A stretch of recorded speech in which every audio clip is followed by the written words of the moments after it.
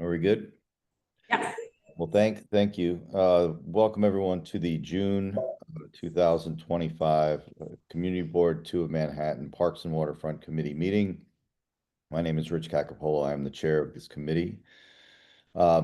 We have two topics, but before we get into that, let me ask that the members in the room, I'll start with you, Susanna. Please introduce yourself. I'm Susanna Aaron. I'm the vice chairman of the committee. Eddie Siegel, committee member. Chris Ignas, committee member. Ben Listman, committee member. Great. And then online, I have Frederica. Committee member. And Shirley. Yep, committee member. And I see we have some people in the room. We also are joined by some special guests. We have Valerie's here. We should call out our chair there. Look at her with this celestial lighting in the back.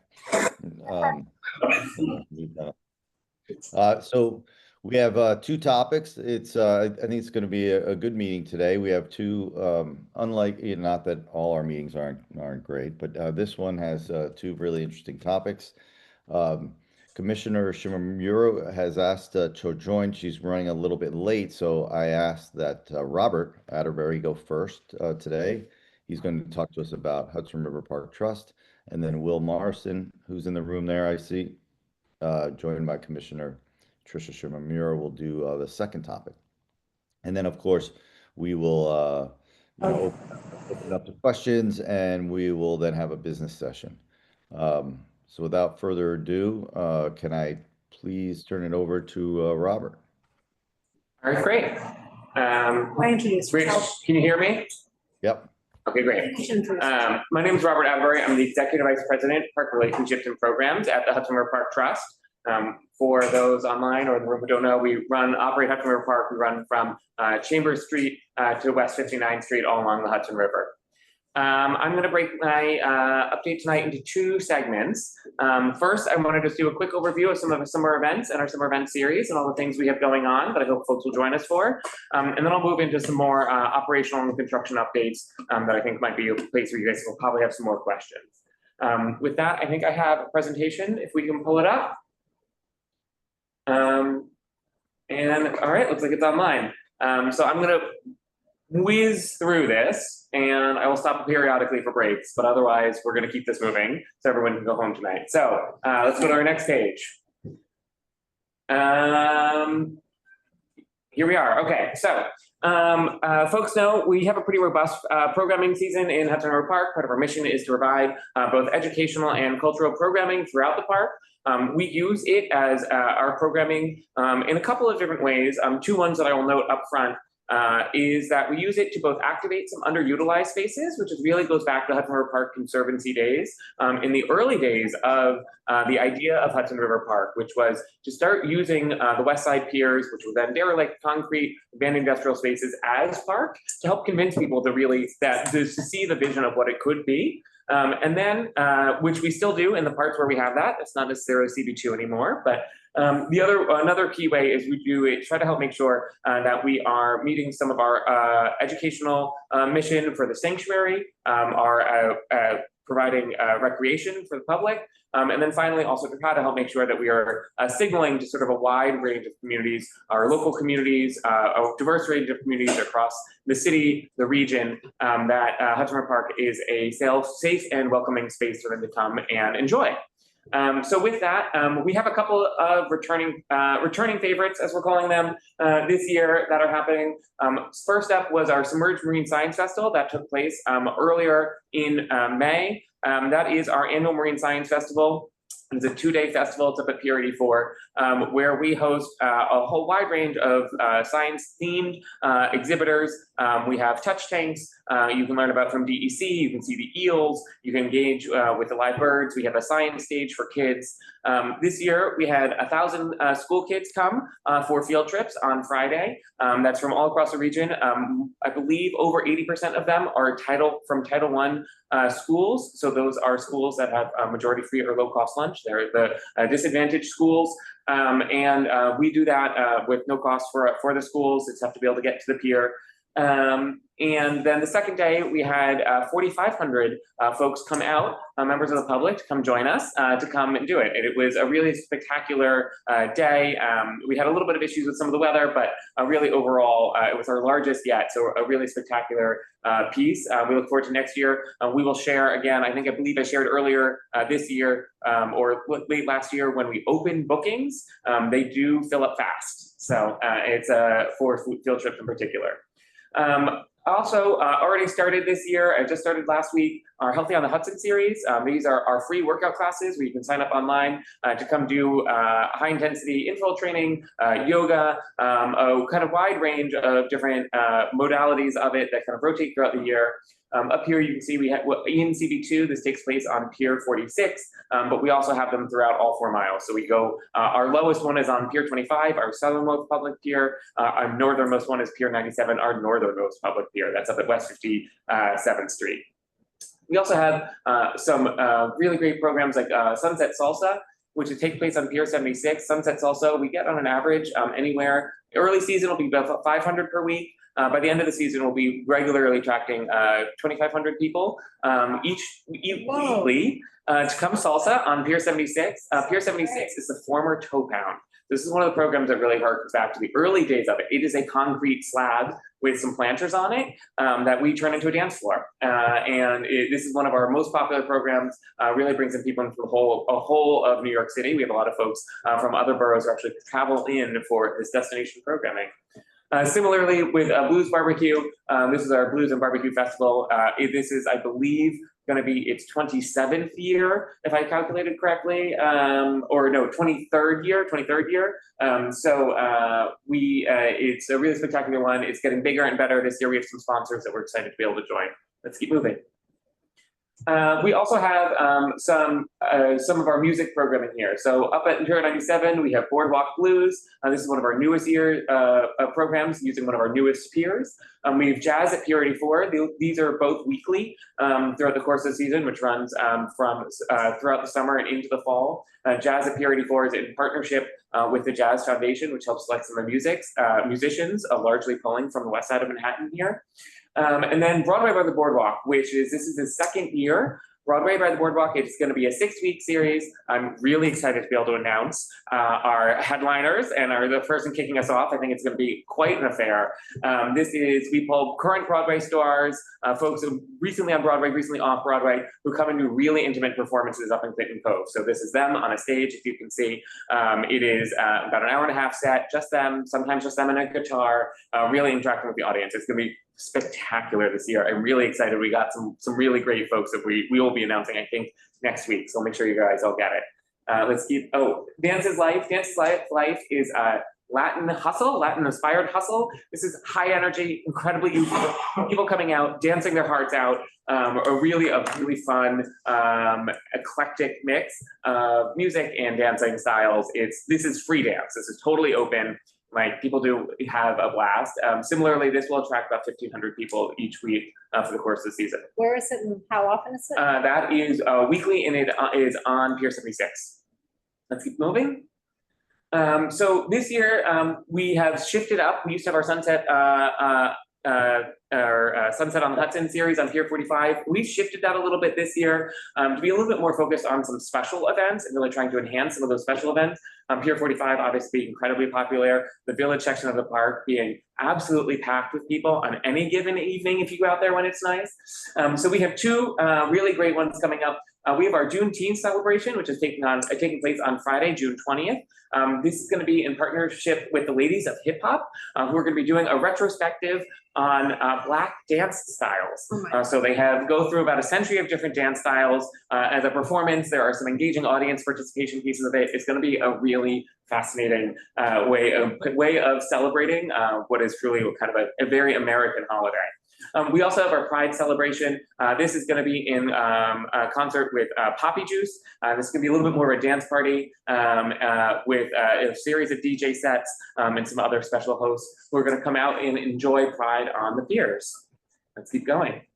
From our River Project was sort of a legacy organization that is now part of Hudson River Park. This is our science and education division. So they do all of our scientific research on our estuarine sanctuary, as well as working with a wide range of public programs. So at Pier 40, we have our wet lab look-ins. This is our research aquarium. We catch fish from the Hudson River throughout the early season. They go into tanks. It is a flow-through system. So we pull water from the Hudson River, cycle it through the tanks, so the fish and the organisms that we do, horseshoe crabs, blue crabs, and others, seahorses in particular, which folks don't know live in the Hudson River, but do, are actually living in the same conditions as they would in the Hudson River. So it's the same temperature water, the same quality of water. You can come, you can see them, you can touch them, you can engage with oysters, you can pick up some crabs. How do you engage with the oyster? And you need to be able to, we do a lot of scientific kind of, so you can, it's actually part of our citizen science. You measure, you're actually able to measure and monitor the growth of oysters, as well as count spat on our reefed oysters, which come in oyster shell bags that are hung off the sides of piers. We have mini oyster reefs that you get to self-count, and we can see the level of recruitment that we are getting from wild oysters in the Hudson River, how many are landing and growing, and the size and speed in which they're doing so. I have an answer. We also have our very popular big city fishing in CB2. This takes place on Pier 51. You can come, you can fish. We'll teach you how to fish. It's a great thing for kids to bring their parents out, parents bring their kids out to do. Kids to bring their parents too. And you get to also, it's catch and release. Our team will help you, educate you about the fish you caught, where it's from, as well as show you how to do it safely for both you and the fish. And we also have a number of park tours. So we have our nature walks, which take place in part through the village, as well as shoreline strolls. Shoreline strolls are one of our new tours. This takes place on Gansevoort Peninsula. We'll really take people through the series of habitat features that exist on Gansevoort, from our salt marsh, where we have a range of our scientific enhancement, our scientific research happening in that habitat enhancement, along with the south side and things like our tide pools and others. You get to learn about the organisms, how they work, the habitat enhancements in the area. Let's keep going. In Pier 57, we have our guided gallery. This is where we have a rotating monthly exhibit for various themes. Next month, I believe, is crabs. I don't know what this month is off the top of my head, so don't ask me. You can learn, you can come engage with our digital games. You can use our microscopic or electronic microscopy, where you can see the big projection of the organisms on it down to the cellular level. We'll teach you how it is put together, what it's made of. It's a really great experience with it. This year, newly, we are kind of combining a series of existing programs into a new kind of banner, calling it Science After Dark. This is our adult education programming.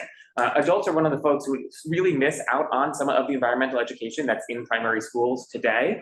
So these are where we have our Ask a Scientist program, our Science Stories, and Back to School. These are 3 different versions of an evening affair where you can come out, you can have a drink, getting your ticket comes with a beer, and you can come and learn something new. So Ask a Scientist, we have science stories about folks who are doing current research, about how their research is going, what it is, their current findings.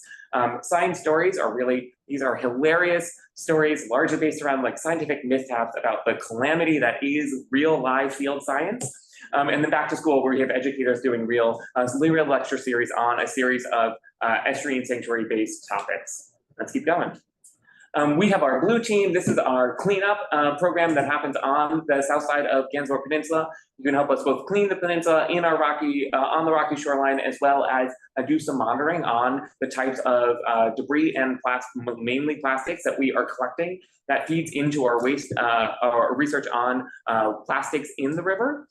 We also have, with the shoreline cleanups, we do some oyster monitoring. So we have oyster shell bags and reef balls that are accessible on the north side, and folks can help pull them out of the water and do some of that citizen science I talked about earlier. This year, we're doing pop-up nature stations. So these will be where our River Project team will take some of the educational materials that we have, sometimes tanks, they may be, we have some we've worked with an artist to create stuffed animals that are atomically correct. So we have an atomically correct stuffed sturgeon that we did. We will bring them to playgrounds throughout the park. This will take down both our science playground downtown, our Pier 51 playground, our Chelsea Waterside playground, and our Pier 97 playground, where we'll be able to engage with kids to help get them understanding about what's in the river, help make sure that folks who are coming up, the next generations of stewards, are really invested in understanding that the river is alive, it's active, and it's thriving. Let's keep moving. That might be it.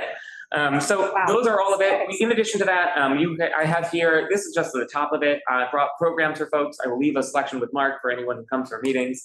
But I hope you guys will come out and join us. That's great. I mean, it's just so exciting that the park's doing so much. Do you guys have any questions on programming? Let me, there was one that came in. Let me just jump in. Is a New York State fishing license required to fish that? It is not. Okay, thanks. That was from Jeffrey. Okay. Look, this is good. I get to monitor the chat a lot more effectively. What anatomically correct? What was it? A sturgeon? Just for the notes, you know. Yeah, it was an anatomically correct sturgeon. I believe we have both a short nose and a long nose Atlantic sturgeon. Oh, Is it no. caviar? Yeah. If you go down to our science playground at Pier 25, you actually can see inside of those large sturgeon with both a short nose and a large nose, you actually can see the organs, and one of them does have eggs painted as part of it. It is part of the educational pieces of those large wooden sturgeon. It's cool. Excellent. Let's turn it over to committee members. Are there any other questions? Or other than, are there any questions? On programming, I'll get to the operational pieces next, and then you guys can dig up on those. Yeah, we wanted to break it into two. So that was the programming calendar of events and the programs. Yep. That's great. item one. Should I keep going? I think so, unless anyone wants to run in front of this truck and stop you. All right, let's go to the second. Let's go to the operations. Yeah. Excellent. Please do. So it's been a little while since I've come and given an update for CB2. I think I was last here at the end of last year. You know, this is right now we're launching into high season in the park. If you come to the park, it is packed. Our Esplanade is full. Our piers are full. It's a really great time to be here. We have a couple of projects that are moving, and I'm going to start with some of our construction and move into operations that I want to make sure you guys know about. While the village section is largely done, except for with the exception of sort of the interim status of Pier 40, we have other sections of the parks that are not as fortunate. So right now the park is working on the 29th to 44th Street section of the park. That is the Esplanade that runs through that section. It covers just below Pier 84, Circle Line. It has one of our the pickleball courts all the way down to the heliport. So with that, we are working with a community. We've held a number of community design meetings on that. And are working with CB4 on coming up with some of those sections. We have honed in on the section that can move the fastest, and that's the West 39th Street section to Pier 84. That is from just north of the ferry terminal to there. Once you get south of there, we have a lot of conflicting uses. So we have the ferry terminal, we have the private pier on Pier 78, we have Pier 76, which is an enormous project, and it gets more challenging. So we pulled out the piece of where you can deliver greens the fastest. We're working with folks up there. I'm happy to talk more about that, but I think it's a little bit outside of your area. In CB2, we've had a couple of recent construction projects that have wrapped up. We replaced the turf at Pier 46. That had been there for, I believe, just over 10 years. Our turf fields, as folks will know, anyone in the sports community knows, are heavily used and well loved. This one was showing its wear and needed to be repaired. It was funded in part by Councilmember Eric Botcher with city capital money, so we appreciate his support for that. We replaced our water fountain with a bottom filler, did some concrete work around it, and fixed some benches as well. And the pier was closed for about 4 weeks and is now fully reopened. We want to make sure we take care of that this season. We will be doing similarly the turf at Pier 25, but we'll be doing that at the very tail end of the fall season. We wanted to keep them both open, open at all the same time, because we do have some sports users who use them. We want to make sure that we're able to switch people back and forth. So some people who aren't as familiar with where the piers are related to streets, Pier 46 is Charles Street, Yep. right? And Pier 25 is by Lake Street, right? Yes, just south of Northmore there. Okay. Yep. So we also had, and this is, you folks may have seen on Pier 45, that's at Christopher Street, the shade structures came down over the winter. It was a sort of a winter project for them. Those structures and those canopies, those canvas canopies, were original. So they have been there since, I believe, 2002 is when I was told they went in. So they had a good long run in the harsh marine environment. We were very impressed with how long they lasted. We replaced them with new ones. We were able to do some repairs to the steel supporting structure work, which similarly was original. They were backing out original bolts that have been in the marine environment for that long. And the new ones are up just in time for the warm weather. We also replaced all of the lights with LED lights. So this is, folks may remember last year we did the wood decking on Pier 45. This is sort of the next phase of some of the Pier 45 repairs. It is, it has been nearly 25 years since it went in. When we talk about capital maintenance, the need for the park on a self-operating basis to generate money for capital maintenance, these are some of the projects that we're talking about. These piers do get old and they do need that sort of restoration work along the way. We also have had some art restoration, cleaning the LGBT memorial in May. We also did the restoration for the Pier 40 lobby mural, that is the Public Works project one, as well as two large tables at 29th Street.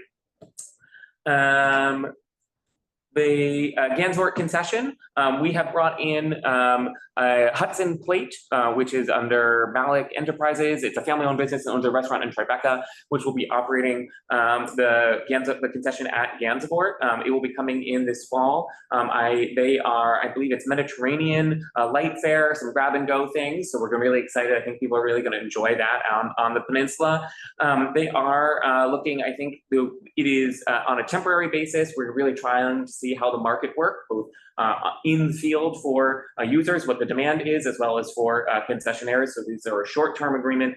We will probably be doing in the next couple of years another long-term agreement once we have a better sense of the market viability of the space. So one of those pieces, and I will flag this for them, is I think we are left the door open for Explorer doing beer and wine there. The concept that you could sit and have beer while watching your kids' game within the defined area is one we thought folks might be interested in. It's a conversation that will have to come back to CB2 through SLA and others, but I wanted to flag and put out there that it's something we left open as part of this. I do want to, on this one, and I'll move to a little bit more of a serious topic. So folks may have heard that in May, we had a driver who entered the park at the Canal Street entrance.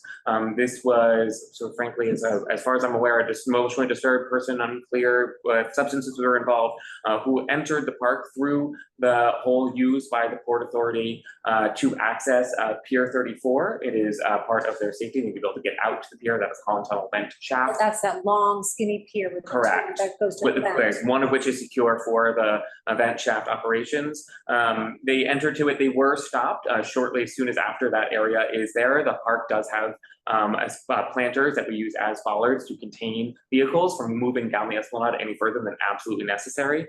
We obviously do have other vehicle crossings and entries into the park.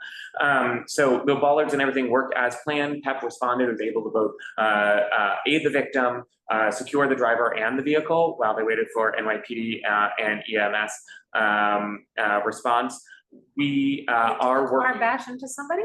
They did hit someone.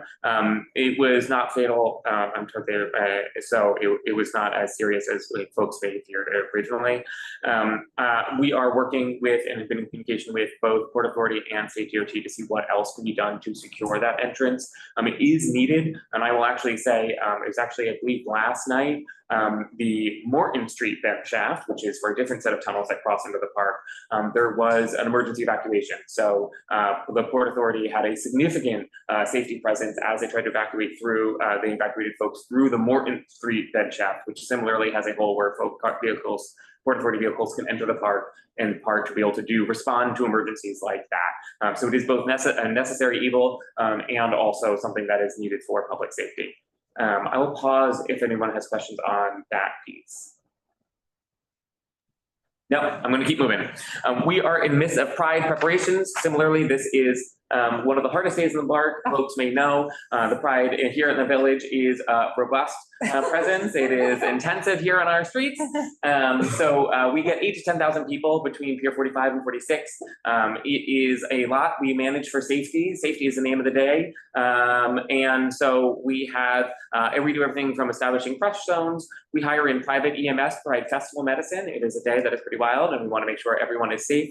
It was 2 years ago, I believe PEP saved someone with Narcan based on one of our staff's observation of spotting them. Last year, we sheltered people and used our crush zones, sheltered people from bear spray incident, and we're able to help people flush their eyes. They were able to aid people there. We do have a number of people who go to that, use the ambulance to the hospital who are over intoxicated, overserved, or from fights every year. It is a difficult day for us. We do our best to restore the park. We have staff who sleep in the office to manage that operation. You'll see Monday morning, mid-morning, the park will be almost entirely back to normal, but it's because we have folks who come out and pick up all the trash and sweep all our esplanades and do all the things overnight from the Are those party. volunteers or those paid? Those are our staff. Does Empire Pride have any role in this? No, so this is a public day in the park. So it is unorganized. programmed, It it's is just- not programmed. We have welcome all covers. We have a number of rules that we are normal park rules. Things like generators, open flames, speaker and DJ setups are generally a required permit. We don't have private events in this zone during this time period. It is a conflict point sometimes where we have to tell people no that, like, unfortunately in the middle of a 8 to 10,000 person mass gathering, we cannot have a separate permit in the middle of it. It is not their event. It is a public day in the park. There is a ton of dancing and music. People bring their Beats speakers. There is regularly, I think the past couple of years, there has been a Vogue dance off on Pier 46. Oh my God, If folks want to come. It is a busy, heavy day in the park. You should come down and see it. But we do our best to keep everyone safely and have been successful in recent years. We provide portalets, we have water stations, we have extra safety lighting. Again, we have EMS. In addition to all of our staff, we're there to try to help spot and be a spot for safety. Is there anything else you wish you had more resources for? So we work very closely with NYPD and PEP to try to help make sure that we have enough support on that level, PEP being our law enforcement. We max out the amount of PEP that we're able to get. We have other partner parks like Washington Square Park, who similarly are vying for same number of officers from across the city, where there are pride celebrations writ large. So it is sometimes a challenge on that front, but those are it. We have been managing. We have recently, NYC Pride offered to see if there might be something they'd be able to do volunteer. We're considering to see if in a future year they may be able to come help us pick up trash or something like that. We do really want to make sure that we're able to continue to deliver our park experience for everyone for the rest of the week, while also welcoming as many people as we can. I'm gonna do that. We have this is an interesting one. This is just a little bit south of you guys. We have at Pier 25, we are putting in a fish sonde. So this is a fish receiver. The NOAA, in coalition with a wide range of researchers across the country, tag fish that are in the Atlantic. So you put a little receiver, a little ping in it that gives off a little acoustic ping that tracks them. And there is a large database for tracking them. And we know that there are fish that move all the way from, have been tagged in South Carolina that come up the Hudson River. We know it because there is a fish receiver further north of us and they get tagged there. So we know they pass the park. We know the sturgeon pass the park. We know these other fish pass the park. And so we work with DEC to install one on Pier 25. It is not quite live data, it is near live data, and we're hoping to be able to, if it is successful and it really works, we are hoping to be able to try to see if there's a way that we can set up a way to share that data publicly on sort of a rolling basis in the wet lab. What's the EC? DEC, Department of Environmental Conservation. The State Department. State Environmental Conservation. So it is just a cool one. I hope to report back with some good news on that in the future. This is one of interest for folks. Run clubs. We this season are rolling out a run club specific permit. If you are in the village section of the park on the Esplanade at kind of peak evening hours, you may see there are groups of anywhere from 250 to 800 people who are running in mass doing it. There was a peak time last year, where between 6 p.m. and 7:30 p.m. between Pier 45 at Christopher Street and Gansevoort, we had 3 run clubs launch. One was 800 people, one was 250 people, and then the other one was 300 people, all launched in the same hour and a half. in the same zone on the Village Esplanade. It created became a safety nightmare. Correct. It really forces a lot of other users off. If you are there just trying to walk and enjoy or are mobility impaired, I personally am like decent on my feet. They have nearly knocked me to the ground once. So we are trying to roll out a new run club permit to be able to help sort of meter some of what that is. Hudson River Park is an incredibly popular place to run. We are long, we are uninterrupted. You can do some distance without having to stop for cars. We know that, we want that to be able to continue. We love our runners, we love our marathoners. It is a great place to train. The large groups really can really disrupt other park experience and start posing safety challenges. We're gonna try to work with our run clubs. The most important piece for us at the moment is trying to help get folks in the door so we can start doing things like launching in waves that are a certain size, so you don't have a continuous stream of people. Last year, there was a point where you had a continuous stream of those 1,000 folks who were running at once that nearly ran from Gansevoort to Drybreca and back, running both directions at a continuous fashion. Run clubs in particular, because they're like, the people are there to run in a group, like to run more than 2 abreast, 3, 4 in a group. They're trying to meet people, they're trying to talk to people, and suddenly what you have is a mass kind of shoving people out of the way on the Esplanade. So it's something that we're trying to work with. Please let us know if you guys see observations. It's something eyes in the park are important for that. You see groups that are massing. We know there are folks who do it across the street to try to evade our rules on how to get a permit. We're going to try to work with them to see if we can't engage them on how to do it responsibly. Is the park able to set permits on its own authority for whatever it chooses to? Yes. So we have rules, and we have to set them within our rules that are published. Any groups larger than 20 do need a permit.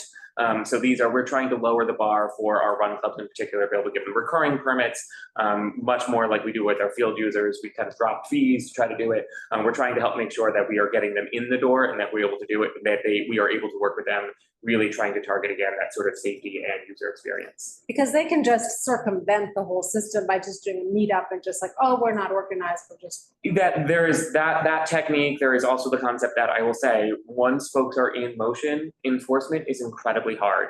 Like once you have to start having, say, a PEP officer grab a moving runner to stop them, to give them a ticket, like you have put everybody in that situation in a lot of danger. The runner, PEP officer, other people nearby, it is a problem. Identifying the organizers can be a problem.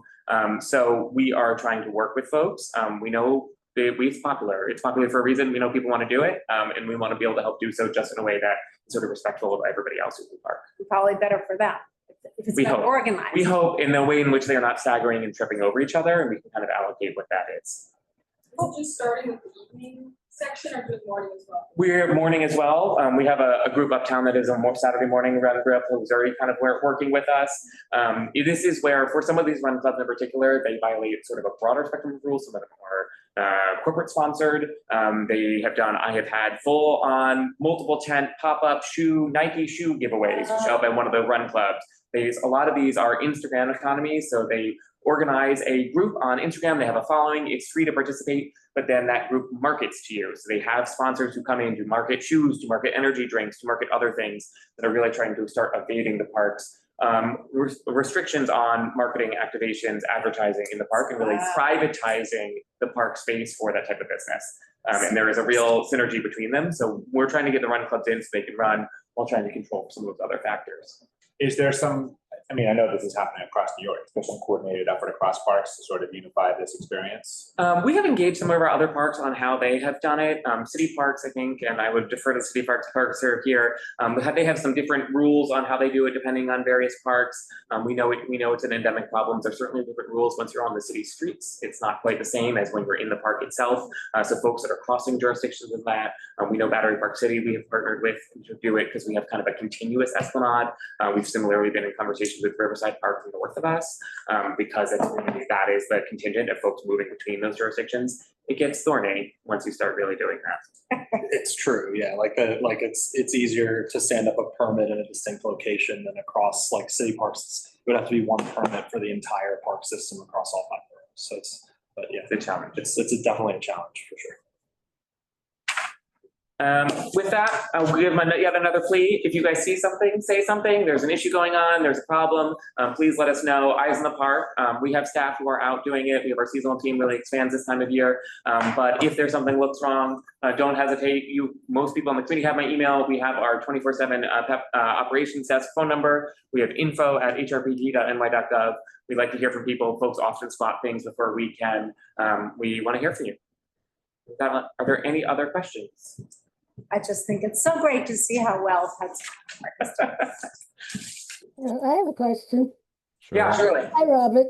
The 9A study, I know that you've got to be aware of it, and I just wondered how much HRPT was working with state DOT on the study, or how you're giving feedback or whatever. Yeah, definitely. That's a good question. I didn't go into all possibilities. So the question was about New York State DOT, which oversees Route 9A. So that's the West Side Highway and the Bikeway. And it's important for me to note here, the Bikeway is part of the highway. It is not part of Hudson River Park. They control it, they design it, it is theirs, it is not our property. State DOT is doing a redesign of Route 9A. And so that's all the way from the Battery to West 59th Street. It is obviously Hudson River Park is a major stakeholder as part of that conversation.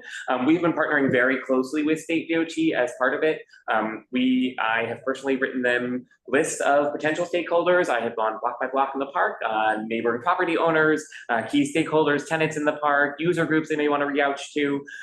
As part of the most recent engagement meetings, we tried to help spread the word about their engagement meetings. So we had signs out physically in the park in 19 locations across our 4 miles to advertise their public engagement sessions. I believe I don't know, I think maybe the most recent one was on the 3rd, it might have been last night, for the virtual session.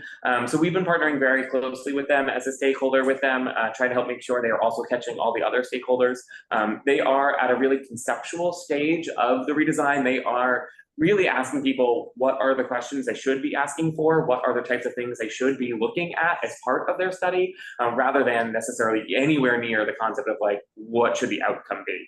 They're really starting a very high level, which is in agency world, like a really great way. Like communities really do have an opportunity to shape how DOT is examining, what they are examining, what their goals are for the project is what people are commenting on right now before they get anywhere near into how to actually accomplish them. It's great, actually. Okay, thanks, Robert. Very comprehensive answer, Robert. Yeah. Can I ask a question? Now that Google is in the building, we had some meetings in the past about the new walkway and the anticipated, just the number of people coming into there. Has it gone well? Is it any negative impacts on the park? We have not seen any negative impacts from that crosswalk. He's asking us about the crosswalk just south of Houston Street. It was part of the 550 Washington redevelopment, included a new crosswalk there. It's just north of the tennis courts, if folks are familiar with the park. We haven't seen any negative impacts. We certainly know people use it. There is the city bike station there, which is quite popular. It has a really regular turnover. And so I think as far as we can tell, it's going well. We don't quite know how many people are really using it to cross all their Crosswalk Highway versus folks using it for the city bike. But it is certainly on our parts, it's going well. Well, that's good. And Jeffrey weighs in online. He said, I use that crosswalk. He thinks he's writing in the chat. He likes it better than now. So, well, that's good. And just one more before we leave, before we let you go, I had a question posed before. Any updates? We had the conversation about the space indoors currently occupied by P3. Can you give us an update on the RFP and the? Yeah, so we have done the RFP. We received responses. We're currently in the selection process. I know the team was working to sort of interview the respondents and do all those pieces. I don't believe we have a selection right now, so I wish I did. I did ask to see if I could, and let me actually just check this so I got a response. I'm told that we may be doing a conditional award, which is sort of the first selection piece for it as early as next week. But that's the best update I have right now. When was the RFP deadline? Ish. Don't quiz me. I know a lot of information. I believe It doesn't matter. It really doesn't matter. I don't. mid-April. And did you say how many proposals came in? I actually don't know. Sorry, I don't know that one. I haven't gotten a chance. I haven't dug into all of it. I was just trying to stump you, that was all. And separate question, someone asked, the far side of Pier 40, the area that, the walkway that was actually out in the river, that's been blocked off, right? You're talking about the finger pier, the picnic house? Yeah, yes, and access to it, and really the whole, is it possible to go to the far west? The entire outer perimeter is open. You can run around the external piece of Pier 40, so it's along the north side, down the west side, and then back out on the south side. The finger pier and the former picnic house, when we redid the piles, we did not do those piles for the sort of with long-term decision making on the finger pier and the structure itself. So it is currently blocked off. We have some safety issues with the railing there. We are looking to redo all of the railing around Pier 40 through a federal grant provided by Congressman Nadler. And then we have been using the picnic house. We do have some permittees who were able to open up and use it for. So we actually recently had a small theater company that did a production of Shakespeare in that space. We've had some PTA fundraisers in there. So it is still in use. It's just the railing in particular along the south and west sides needs to be repaired for kind of provide public access on a continuous basis. Is there any progress or process on the new piles for Pier 76? Is anything happening there? So yeah, that's a great question. So Pier 76, again, this former tow pound up at 34th Street. It is like Pier 40 it is a park commercial pier. So it is designated to be part park and part revenue generation for Hudson River Park, how we pay for projects like the Pier 45 shade structures. With that, that pier is currently in an interim status. It's a concrete slab. It is, I believe, 3,800 wooden piles, all of which will need to be replaced. The entirety of it will need to be rebuilt from scratch. It is our current estimate to get back to where we are today. So replacing the piles, replacing the deck, no infrastructure, no buildings, nothing nice, nothing like that. It's about $150 million. And that does not include, again, anything that gets us back to literally where we are today. It's like Pier 40, but a little bit more expensive. Yeah, It's bigger than Pier 40. it is smaller than Pier 40, but it needs to be rebuilt and not just jacketed. So with that, it is on a speed timeline. So Pier 40 is an interim status. It is on a speed review timeline. Pier 40 kind of meets its legislative mission. It both has park with our ball fields, and it also generates revenue for the parking garage. It is meeting its legislative mission. Not great. We can talk about that another time. We're not here to open that topic. 76 is not really meeting its legislative mission and won't in the foreseeable future. It is in bad shape. The piles are deteriorating. There are going to be closures. There are currently a closure around the outer rim.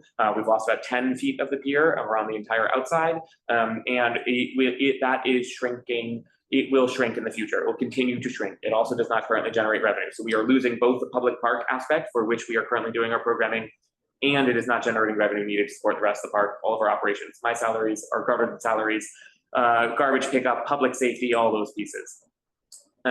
With that, the state legislature and the governor included $85 million towards the 150 that we're hoping for public contribution this year. We are really excited to see that. It is a huge progress for it.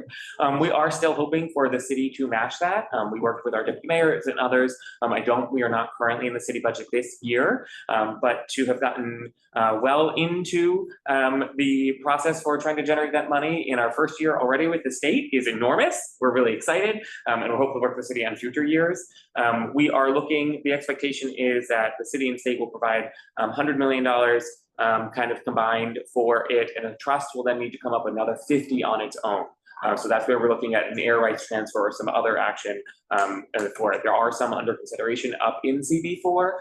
As folks may remember, our air rights money is tied to the community board for which it takes place. So we'd be able to help fund that. So what we're eyeing. We don't know when a deal like that would be able to come to fruition, but it is kind of the current designation for it. Street is that, 39th Street. Pier 76, yeah, it's kind of centered on 36th Street. Okay, So it is, but it really stretches from just north of 34th to like 37th Street. It's a big former tow pound behind Javits. so do you think that the trust will begin a restoration project without all the funding in place, or will it wait until the funding? What we've talked about so far is, ultimately what you build and how you build a pier will depend in part on what the commercial use is. Right. We've done a lot of work with CB4 to talk about trying to make sure that commercial uses are compatible. The state legislature changed last year the law to allow a broader range of uses when we work with CB4. And that sort of design element, what type of piles you need, depends on what you're putting on top. A building needs different piles than an amusement ride. So we want to be able to try to do it all together. There are certainly economies for scale for that and other pieces. So the current vision, kind of as it is we'd like to be able to collect the public money and then move forward with an RFP to help fund the commercial pieces. The commercial pieces would have to pay for itself. So they'd have to pay for their own piles, their own pieces. The public money would only go towards the public portion of the park, the public park portions of the pier.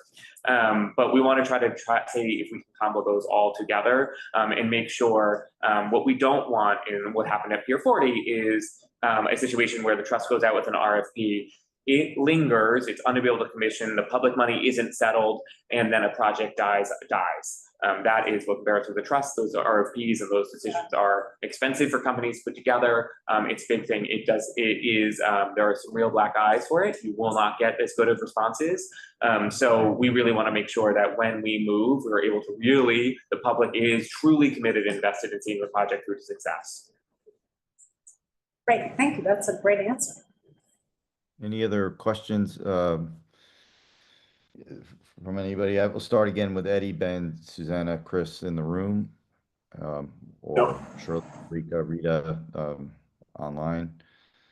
I don't see anything in the chat, but I think comprehensive content delivery.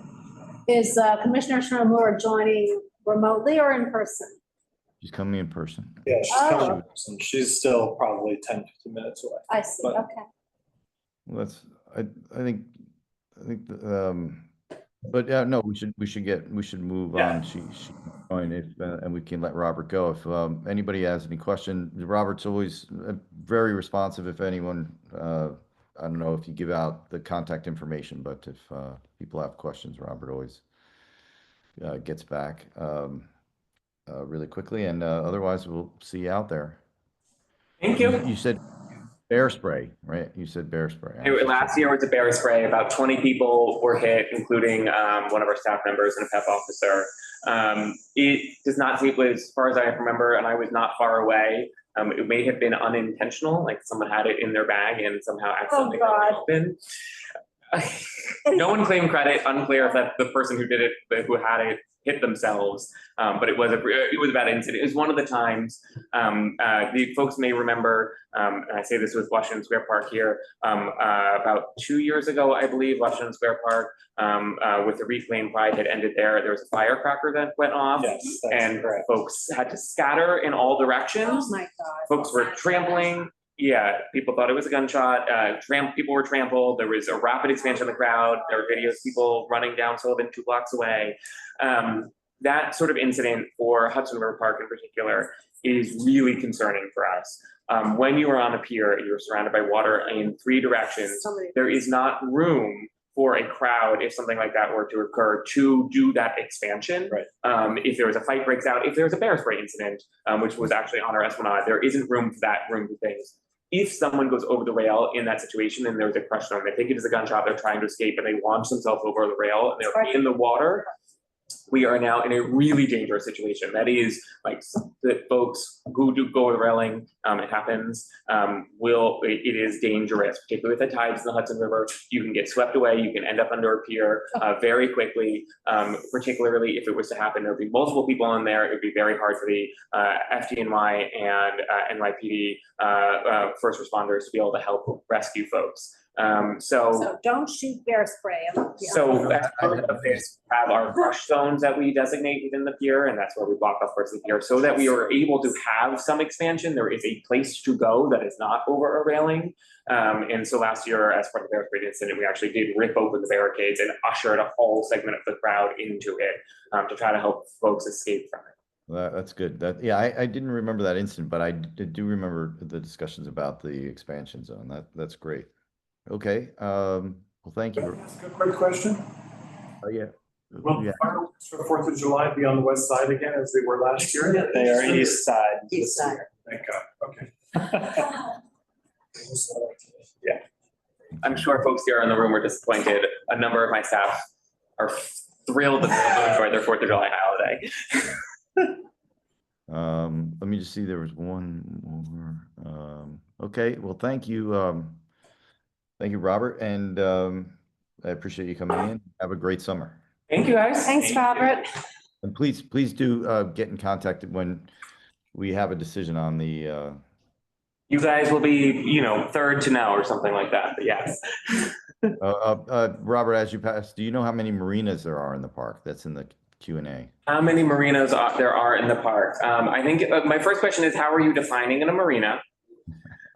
Boy. So we have a number of mooring fields in the park. So there is a Pier 25 mooring field, as well as a bump and go dock, which kind of labels itself marina. Is not I believe, a marina, the technical term, but yes, it functions largely there. There's a Pier 40 mooring field where people do rentals. If you need to store a boat, we take boats under 38 feet. We do have some slots available. There is certainly Chelsea Piers, which functions has its large scale marina for a lot of boats. It was a huge number of boats through there. There is the Pier 66 Hudson River Community Sailing has its mooring field. And then not in the park, but immediately adjacent, we do have the Manhattan Cruise Terminal. Okay. Any other quizzes? You want to rattle off how many playgrounds we have? No. We have a winner. Okay, thank you. Wait, we had one more. Our e-bikes. Oh, what's going on with the e-bikes lanes? Our e-bikes on the bike lanes being dealt with? Is something you brought up last time you met, and is that a DOT thing? Can you just remind everyone of that? Absolutely, and this is in part, folks will kind of might consider me, if you've been to these, a broken record. So the bikeway is not part of the park. It is outside of the park. And so with that, jurisdiction for enforcement falls under the NYPD. It is much like it is on the highway. It is a vehicle, it is considered basically a vehicle lane on that front. For this, the park is able to do some limited enforcement, particularly at areas where we have a nexus within the park. We cannot task PEP officers to not park property. They are park officers, they are not highway officers. And so they have to say it is where we have crossings, where there are those sorts of incidents. They are. Our public safety team has tried to work with the precincts that border the park.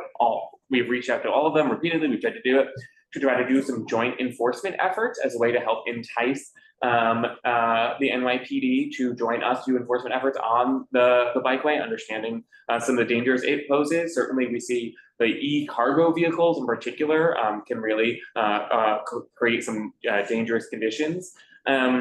We've had some modest success with that. I believe the 6th precinct has done one with us. Our team continues to reach out. E-bikes on the bikeway are a challenge. It is legal to have an e-bike and be riding it all the way down the street, all the way down across the highway. As soon as you get to the bikeway, you have to not ride it. And then you ride your e-bike on the bikeway, and then you turn off on whatever street you're going to, and it becomes legal again. And that really is a problem. State DOT, and I saw the question in the chat, does have signage up about no e-bikes. I will say on that, like their signage, like it is not for a lack of signage for it. Yeah, there's no way. Hopefully a comprehensive answer. Yeah, I mean, you get into the question of who's able, to stop it if It's certainly the NYPD. Our advisory council, Hudson River Park Advisory Council, has talked about doing things like trying to go to the precinct community councils to raise the issue with our local precincts. I don't believe that's necessarily happened. Certainly, if folks are concerned about it, that it might be an avenue that I would encourage you to do to be able to engage the NYPD to let them know about your concerns on it. It feels like fighting the tide. I hate to say it. I mean, like everyone is using e-bikes. It's so hard to was a time where it seemed rare enough that you could say like here and not there, but it's very hard to imagine. I will also add, PEP does do a fair amount of work, and it is challenging, similarly for some of the issues with riding clubs when folks are moving, about e-bikes and frankly any bikes or scooters on our Esplanade. All sort of wheeled users are directed to the bikeway. You are not supposed to be riding anything in the park on our Esplanade unless you're in a designated area, specifically our skate parks. It is a ongoing challenge. Folks like to ride the White Stallion city bikes right along the Esplanade. It's a lovely way, but it can really pose some safety challenges for folks in the park. We're not expecting it. Yeah, let me allow I'd like to comment on that. Early to comment, yes, With please. that 9A study, the 9A study is addressing that issue. And some ideas, one of the major ideas is actually to move the fast-moving bikes and other fast-moving micromobility, to an extra lane from the highway as one possibility. So that is being looked into. Designated lane for that. Okay. Thank you. Thanks everyone for that. And again, thank you, Robert. We'll really let you leave now. I have more facts and figures. I could prattle on if you really want me to. No, I mean, bikes in space like that actually is a good segue to the next topic, because that is something that comes up when we talk about Washington Square Park. And so for topic 2 today, we're fortunate to have an update from Will Morrison. Will is, as you know, he has 2 titles. He's the Washington Square Park Administrator, and he's the Executive Director of the Washington Square Park Conservancy. We asked him, well, he asked us if he could come in and speak to us about some updates on the management of Washington Square Park. So let me turn it over to Will. Thanks, Rich. And I hope everyone can hear me okay that's online. I wanted to come by, it's been a while since the last time I was here. Wanted to break up, just some updates on the park in the 3 buckets. The first 2 have been discussed at previous community board meetings. Want to bring a new one up as well. The first one is the Village Interagency Task Force, and just a little bit of the work that we've been doing on that front.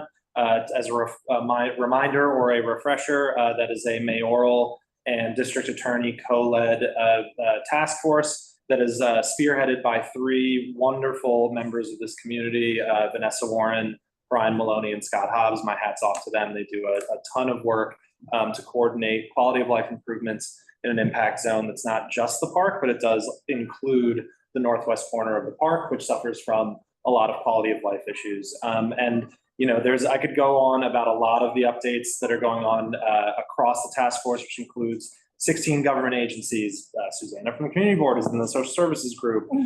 There's 4 different subgroups: legislative, enforcement, infrastructure, and programming. They're all working towards great aims throughout the impact zone, but I'm going to focus on the northwest corner a little bit. From the Parks Department standpoint, we've been formalizing a lot of the metrics that we can measure going into that space. And so since from January, which is really when the task force started in earnest to the present, we've removed over 2,800 needles from the northwest corner. Yeah, it's a step in the right direction to try and keep that part of the park clean.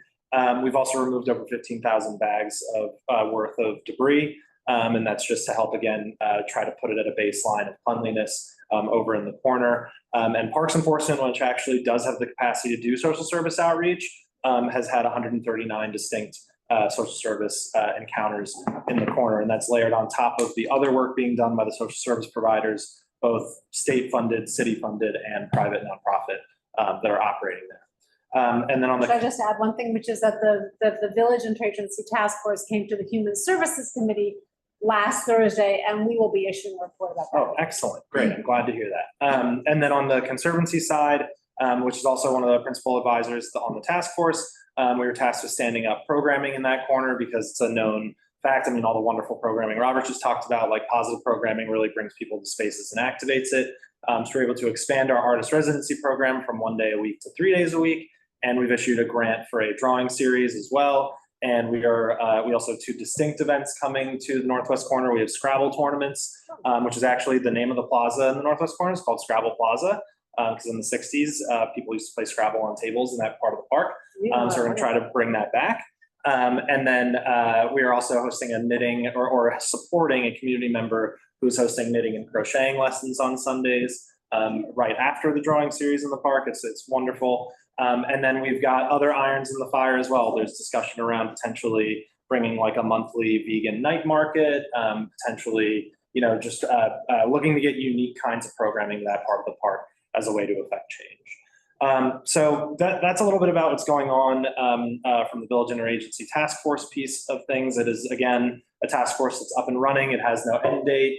And we meet with between 4 different committees. We're meeting, I think, at this point 3 times a week. One of the committees is, Oh, wow. or at least I am, because I'm involved in all of them. But it is a robust partnership that in my time in city government, I haven't had the opportunity to see before. So I'm quite hopeful that it will be it'll have long-term impacts in the park.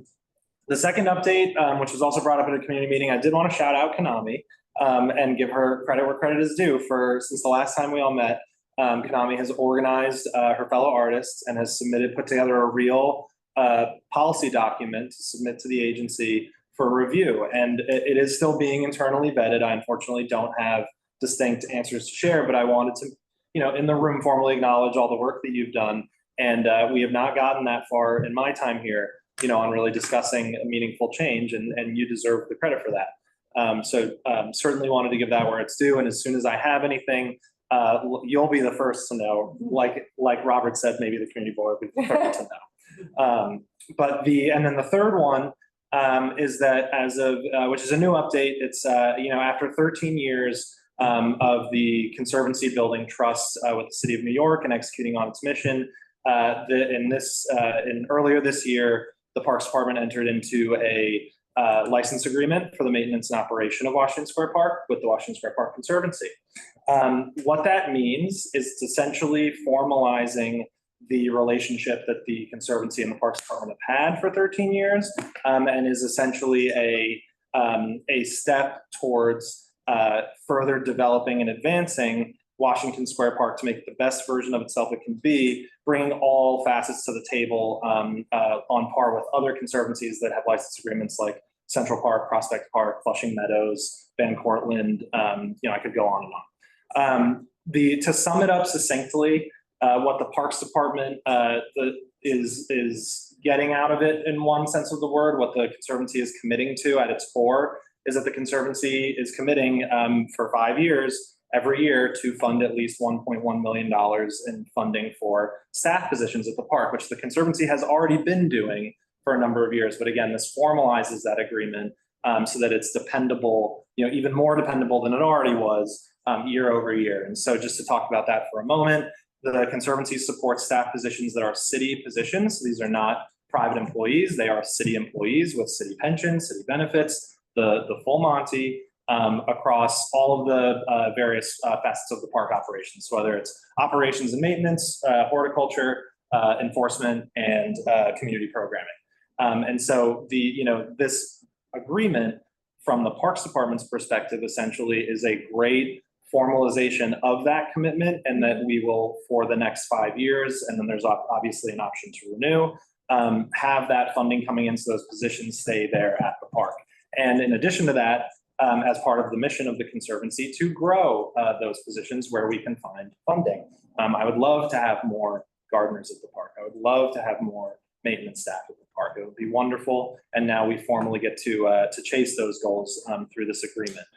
It also gives the Parks Department the ability to have a true private nonprofit partner when thinking about large-scale capital projects. Thank God we do not have a $150 million project staring us in the face right now. But when that day does come, hopefully, not 150 million, but when we do want to pursue capital projects, like for example, both playgrounds got left out of the last renovation. Both of those playgrounds, I grew up here. I played on those playgrounds when I was a kid.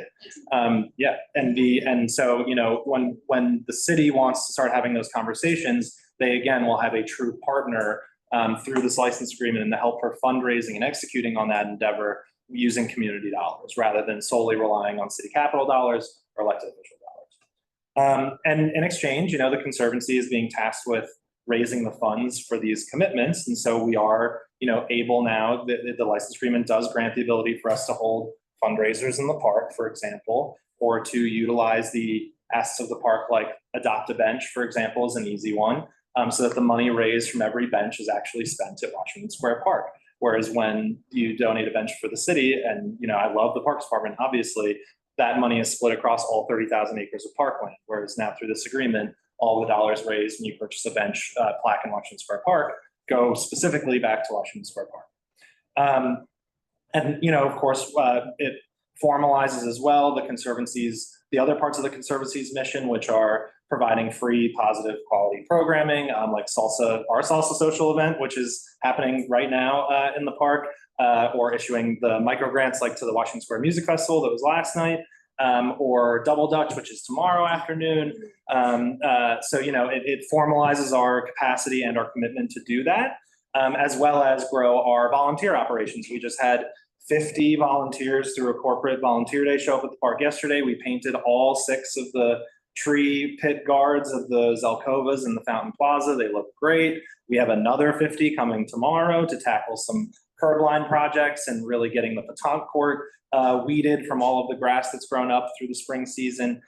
So again, this agreement commits us to marshaling those volunteers, but also provides us with the outlets to do so by being able to advertise the fact that we are holding volunteer events or free programming in the park, on the dog runs, for the maintenance of those spaces, advertising that it is the Conservancy that stewards it in partnership with the Parks Department. So being able to raise dollars for the betterment of those assets of the park. And that's really the core of it. It is a big step for the Conservancy, but one that that the Conservancy is ready for and ready to accept the challenge of. And I can say it from both sides of my role.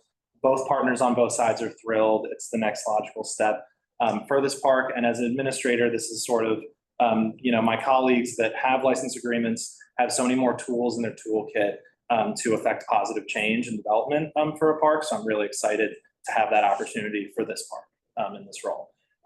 With that, I kind of want to open it up to questions because I know it's kind of a big topic and I feel like that's a good place to start. Let's go with committee members first. So let's start in the room. Eddie, Ben, Susanna, Chris. I have questions. I always have questions. I can start. Well, so I'm reminded of when the Conservancy first formed, and there was a lot of discussion about it. And Catherine, I remember, Catherine, you had a very legitimate concern, which is how do you ensure that a private organization is not co-opting public space? We talked about it at the time, and I remember you put in some governance measures that provided transparency to the organization. And I don't know if Catherine will agree with this, but I think you guys have done an excellent job at keeping the park a truly public entity. I do have a question. Once you operate it, now as you say, you'll be able to close the park for fundraising. What rules will dictate that, and how will we get to see those? That's a great question. So it's all contained in the license agreement, and I should clarify that we will not be closed. There's no closing of the entire park at any time for a private fundraiser or something like that. Essentially, what the license agreement allows us to do that in much like one can pay in theory, any member of the public can apply for a special event permit and you have to pay fees to do so. You can close a part of a park for a private function. The license agreement actually grants us a finite amount of instances to do this in a calendar year. It's 4 per year, distinctly to fundraise for the benefit of the park. So it's not closing it just for fun, not for someone's birthday party. It has to be distinct for the distinct purpose of fundraising for the park. And even at that scale, it's not the entirety of the park. It is a designated area within the park for a limited amount of time. And it even, it says in the agreement, wherever possible to keep as much of the public space open, much as we would expect from any other event applicant. And do you think that agreement will be posted on the website? I've already asked that question of our legal and whether it needs to be posted on a parks website or Conservancy website, but I would hope so, much like we've posted our financial statements every single year. If we can. Pardon? New ones. Yes, our newest set of financials just went up, and I would hope that we would be able to do the same. I just have one more question, which is when the Conservancy was forming, it triggered a conversation that we've had about conservancies and park, the Conservancy movement, and how great it is for parks that have them, and how so many parks are left behind because they don't. And the aspirational hope that large and well-funded parks might be able to adopt parks that are less well-funded. And I just wonder if that might become part of the mission of the Conservancy. It has in any never way. left our mission. I mean, that from those early conversations, no, that's all right. We have always been open to helping out in other smaller properties. I mean, particularly in this, yeah, Golden Swan is a perfect example. We did a great project there 2 or 3 years ago, and the horticulture, most of which is still alive and well, and the irrigation system still works, and it really gave it some good TLC. We're always open to those conversations, and it's particularly meaningful, I think, in a community board like this, in a park district like this, where there's so many small properties that don't even have the space for a gardening shed, let alone, an operational space like we have with Washington Square Park. Thank you. Yeah. Do you believe you have what you need right now with the new licensing agreement, or is there still more resources needed from the city? Obviously, you always want. I would always want more. I would always want more. I'm sorry, I didn't mean to cut you off. Oh, no, of course. But yeah, do you have what you need right now? And like, what would be the next big ask if you felt like you could convince the council to give you more? Oh man, that's a great question. I would say that, on the topic of always wanting more, I mean, what the license agreement is not doing is the city is not leaving the table. It's not leaving the park to leave it to the Conservancy. This is a true partnership model where, in the license agreement, we are committing to one meeting at least a year between a high level meeting between Parks and the Conservancy to go over 5-year and 10-year operational and capital plans. And the city needs to come to the table with those resources just as much as the community raised dollars that are going towards the Conservancy are coming to Washington Square Park. So for me, I would love the resources tomorrow to be able to have serious conversations about getting the playgrounds up to a modern standard. I would love to, we've already through the Conservancy applied for grants so that I can address some of the plumbing issues at the park that, if you think about it, the park's last renovation was completed now 15 years ago. So there's piping that needs to be replaced. There's valves that need to be replaced. And while the Conservancy is a conduit to be able to go seek grants for that kind of money, it shouldn't be relied upon alone to do that. The city should be coming to the table with those assets, and they are. And if Tricia were here, she would say, we talk about this stuff every week. And it's about the bathrooms, the fountain, So to answer your question, it is a great step forward to allow for more resources to come to the park. And I'm very, very happy that this has happened and excited about all of the capacity building that the license agreement allows. But certainly I would want more resources from the city and from our elected officials, when the time comes and when we're ready. And then in addition to the new fundraising flexibility and adopt a bench, I think those are the two revenue generation mentions. Is there any other fundraising that you're considering you haven't talked about yet? That's a great question. So we are able to have our branding, in parts of the park that we have an impact on, and like the playgrounds, the dog runs, entrance signage. And we're hoping that by getting our name, our brand out there, that more people will become aware of the Conservancy and therefore want to support us. Also in the license agreement, in addition to fundraising events to raise funds, it's not just Adopt a Bench. There's also the Adopt a Tree Guard program that's not very well known at Washington Square Park. There's only one tree guard right now. I'll quiz anybody if they want to tell me what it is that has a tree guard around it, but I would actually love for a lot more of our trees to have that protection. So that's a revenue stream. At present, there is the Conservancy is not handling special event permitting for the park. That stays with the Parks Department. Film shoot funds, of course, which is something that I'm really excited about because it's a very well-known film destination, and all of those dollars will now help go towards Washington Square Park specifically. And then there is in the agreement, we have 2 concessions operating in the park. We have Thiru, the Dosa, colloquially known as the Dosa Man, but his name's Thiru. And NY Dosas is the business. And he has an agreement with the Parks Department. There is another cart that's in the Fountain Plaza that has an agreement with the Parks Department. And as part of the Village Interagency Task Force, one of the ideas we are implementing at the northwest corner is we've actually got an RFP out for a concession there as another way to essentially help create positive use of that space. when all of those terms end in the license agreement, the Conservancy would have the opportunity to bid on the next round. And if we so chose, at that time, it could become a revenue generating stream, but I think anybody who runs a restaurant or a concession will tell you that's, a hell of a business. And so like, we don't, it's an option, but not necessarily one we, at this stage, have made a decision on whether we'd be interested in as a Conservancy. Thank you. Yeah. Hopefully quick, just because you mentioned plumbing, that in the northeast corner in the children's park, that's sort of like, there's that empty tree bed where it's always just like a mosquito breeding ground. Yes, maybe. When was the last time you visited that tree pit? Days ago, so. Okay, so we put in the cobblestones that really raise that level. And so now through this season, we've seen way less of that specific issue. Good. All right. And we already have round 2 Happy to help. in the chamber, Great. so to speak, if we do need to go back and add more. And we did use some volunteer help for that. So Cool. Maybe I'll get your contact info. I'll probably just be there. Sounds good. And then the northwest corner as well, because I'm raising my children. So yeah. Without a doubt. Will the Conservancy be hiring more staff? We have to grow internally to meet this moment, for sure. We've been growing internally already. My wonderful deputy director, Ashley, is just over a year mark here. We now have a development associate under her because, again, we're committing to raising a lot of money for the park. And then our programming staff, because we've had the opportunity to expand our programming, we now have 2 seasonal coordinators, one focused on volunteering, another one on programming, in addition to our intern program. But yeah, we are looking to expand because we'll need to, and that's going to be a balance. Yeah, exactly. Running the park. Exactly. Ashley is online as an attendee, and Great. as is Commissioner Shimomura as she runs into the office.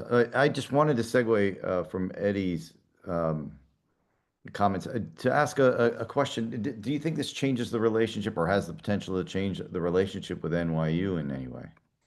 That's a great question. A license agreement is a document that confirms to institutional partners, big and small, that there is a formal relationship between the city and the organization that holds the agreement.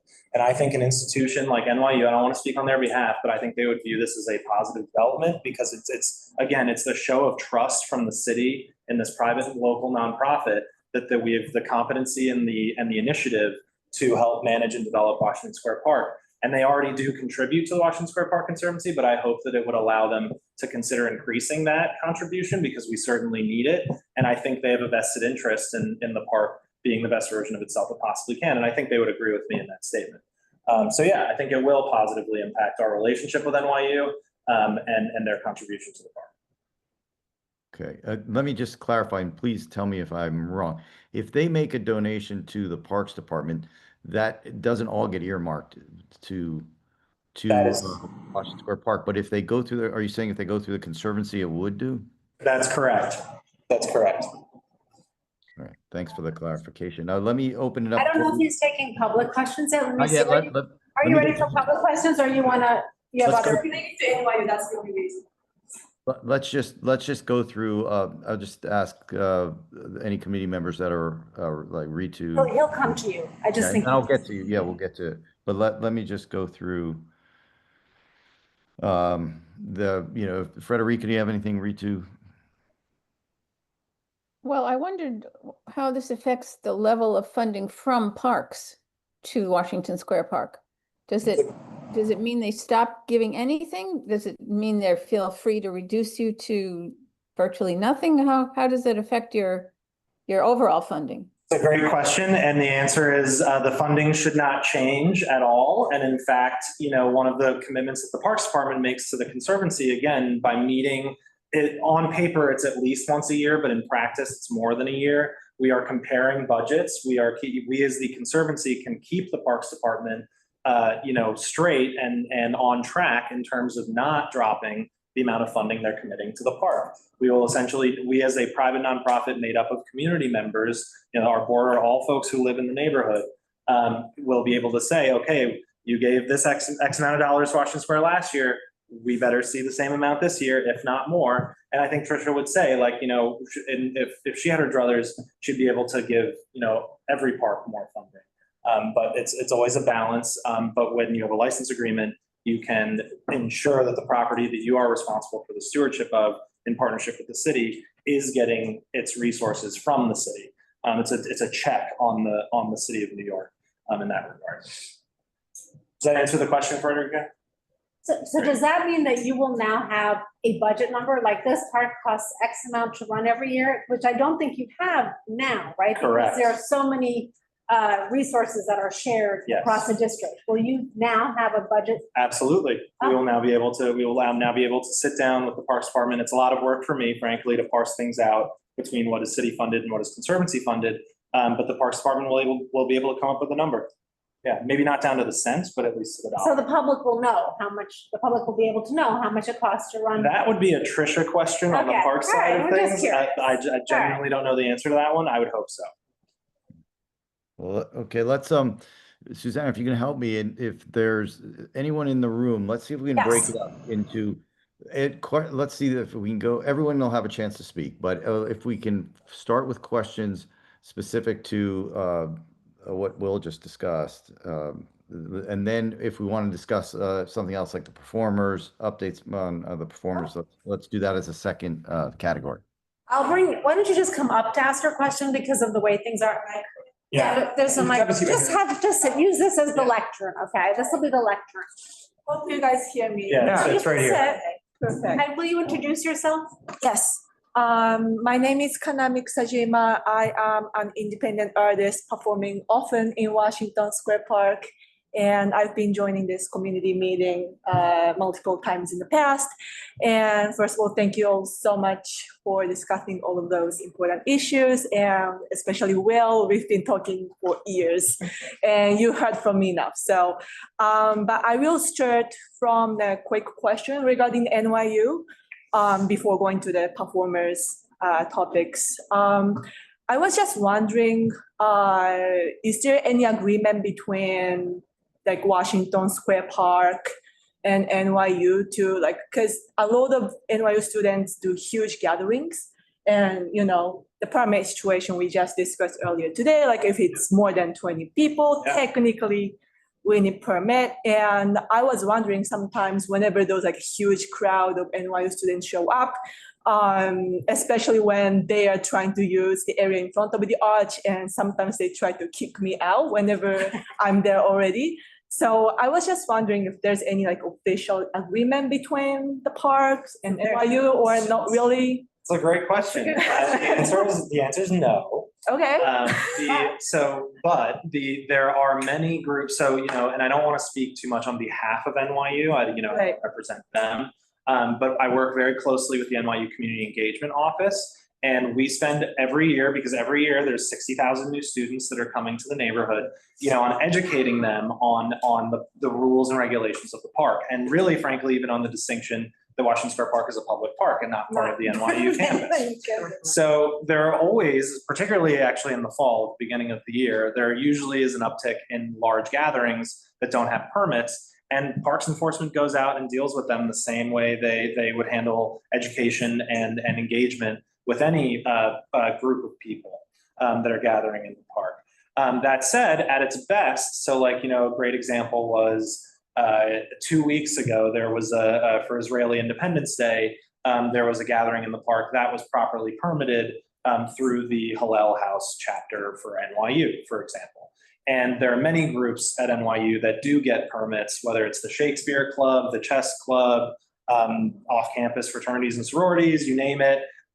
They do, once they know the process, they're genuinely pretty good about following it. Same thing goes with film shoots. When you see all those Pelican cases from Tisch around the park, I actually am in communication with the Tisch administrators on when they will be there. They're filing film shoot requests. Same thing with research permits. So when the environmental studies group or some of the graduate schools in social service, for example, are in the park conducting research, 9 times out of 10, they have a research permit. If they don't, it's a conversation, and then they'll show up with one the next time. So if she's in the park and she sees a large gathering, wants to know if it's permitted or if it's just rogue, is there somewhere a person can go to find out? Absolutely, be able to come by the office. And whether it's me or the park supervisors or Parks Enforcement, we all share the same calendar of all the events and film shoots happening in the park. and you would be able to know whether it's permitted or not.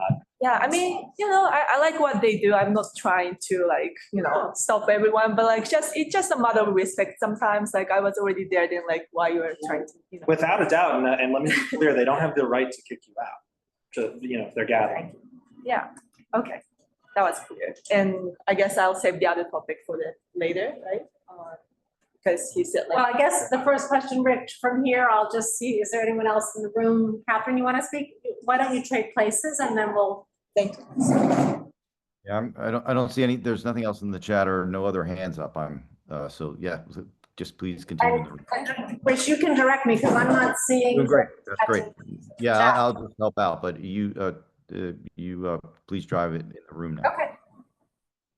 Hi. Please, Mr. Self. Yes, I'm Catherine Swan. So I'm actually really shocked by this, although I did see it coming. It was actually 12 years ago that the community board held a public hearing. Some of you people weren't on the community board then, and people in the room weren't involved, but Susanna was, Elizabeth Eli was, Rich was, Shirley, Frederica. So a bunch of you were very involved, and you actually held a public hearing about this. The Conservancy at that time, although I'm sorry, you fudged a lot of details about you acted like you knew nothing about your organization to get passed through. And even though you had applied all these documents to the state for a 501c3, didn't reveal any of that. Nonetheless, you got passed through without a license agreement and said at the time you would not be getting a license agreement. And the community board passed a resolution stating this. So it's shocking to me that everybody's just like, oh yeah, let's ask you about, whatever, some of you don't know, without saying we have a resolution, the way to do this, and you should know this, Will, even if you weren't there then, is to hold a public hearing, to come to the community board before you just sign the license agreement. You are well aware, and all the other people on the Conservancy board are very aware of what happened at that time. And it's, so whatever. I mean, I don't even understand. I feel like the community board is letting things slide. It has happened for a while as far as letting things slide that should have been held closer attention to. But this is a very serious thing. Privatization of the park is something people did not want. All this hoopla you're talking about, that is not what people wanted. And for you to put it on your agenda as management of the park, I knew the minute I saw that, I was like, this is bigger than that. This is not just management of the park. You put on here discussion about Washington Square Conservancy getting a license agreement with the Parks Department, with the city. You don't just call it management. That's ridiculous. I don't even know how in good conscience, those of you who were here, whatever number of years ago that was, it wasn't as long as you're saying, it was 2013. You know about all this history. Why are you just pretending none of that happened? And this is not the way it goes down. I mean, I don't know how you can say that. You were there then. You have a resolution that states this. How are you just okay that they just walk in and said, we did this in January or February, whenever, when it should have come to you first, no matter what, even if you disagree with me and think it's the greatest thing since sliced bread, it should have come to you first. And that is what you should be admonishing. Rich, you know this. This is what you should be talking to them about, not just I shouldn't have to be the one doing it. I'm deferring to the chair. You're muted, Rich. Rich, you're muted. No, I'm sorry. If we did a resolution in 2013, I would have written it because I was the chair back then as well. And I don't recall of saying that there will never be a licensing agreement. I'll look for it. I'll have to look it up. But I can imagine that we would have said that they won't have a license agreement because they were a brand new entity. Who knew them? I mean, with all due respect. They'd never done this before. We did not know what kind of a role they play. Would there be people on their board who try to have their kid's birthday party in the park, whatever, plant the tulips, their wife's favorite color? I think things change. 12 years is a long time. And I think the resolution from 12 years ago is not something that as a board we necessarily hold on to. I can't speak to the question of the agenda or the rest of it, but that's all I can speak to that. Well, even if you're going to say 12 years ago doesn't matter, but I think at the time you you put that in writing, you thought it mattered, even if it was 20 years from now. But anyway, it still should have been brought to the community board before it was signed, because you knew this was an issue. You had to know. I mean, I know that there's been a lot of change. You're not the original person. When Sarah Nielsen came through, everyone thought she wouldn't last just 3 years. And so anyway, but she was very involved, and she was the person who was like the face of it at the time. And, you know, you had to know, somebody in the Parks Department, I'm sorry, had to know that this was not the right way to do it. And for the community board now to be just like, this is fine to do it this way. I mean, no, why isn't there a public hearing? Why aren't people allowed to discuss this? That's the way it's supposed to happen. Do you have concerns about it? Can you share what your concerns are about it? Yeah, well, I've had concerns from the very beginning. I have concerns about everything the way it is now. But I mean, the thing about Washington Square Park was nice that it wasn't privatized like the other parks. I mean, it has retained something really special. And I think that's because of that. I think a lot of times those parks lose something. And then there is the concern about like kind of these backroom things that happen with corporate sponsors that nobody will ever know about. As it is, there's a lot of stuff that nobody in the community knows about. Before the Conservancy, Washington Square Park was discussed so much more often.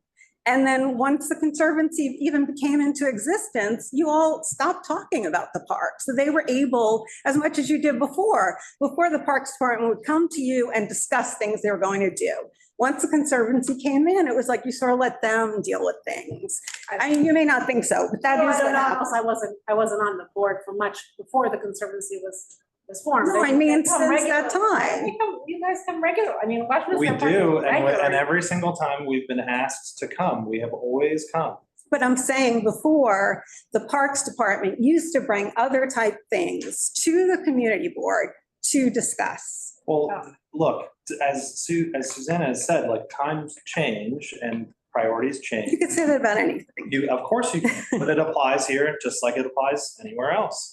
And to your point, you know, that you know, somehow there's been no involvement of the Conservancy up until this meeting where you're finding out about the license agreement is untrue. I mean, you just said, you know, that before this, the park, you know, seemed to be a great example of public space. It's seemed a great example of public space for the last 13 years. And the Conservancy over that time has done nothing but continue to contribute to the beautification and the operation of that space. There was a little bit of a step back because there was not a license agreement. Look at all the things you just talked about. That your concern is that once there is a license agreement, something will change in the way. Well, I didn't like the way it was before, but I do think a license agreement adds another layer of potential privatization, a greater amount of privatization, a greater amount of backroom deals that happen, things that will happen that will be even worse than the way it is now. Can you share any concerns that you've had over how the park has been in the last 12 years that have disappointed you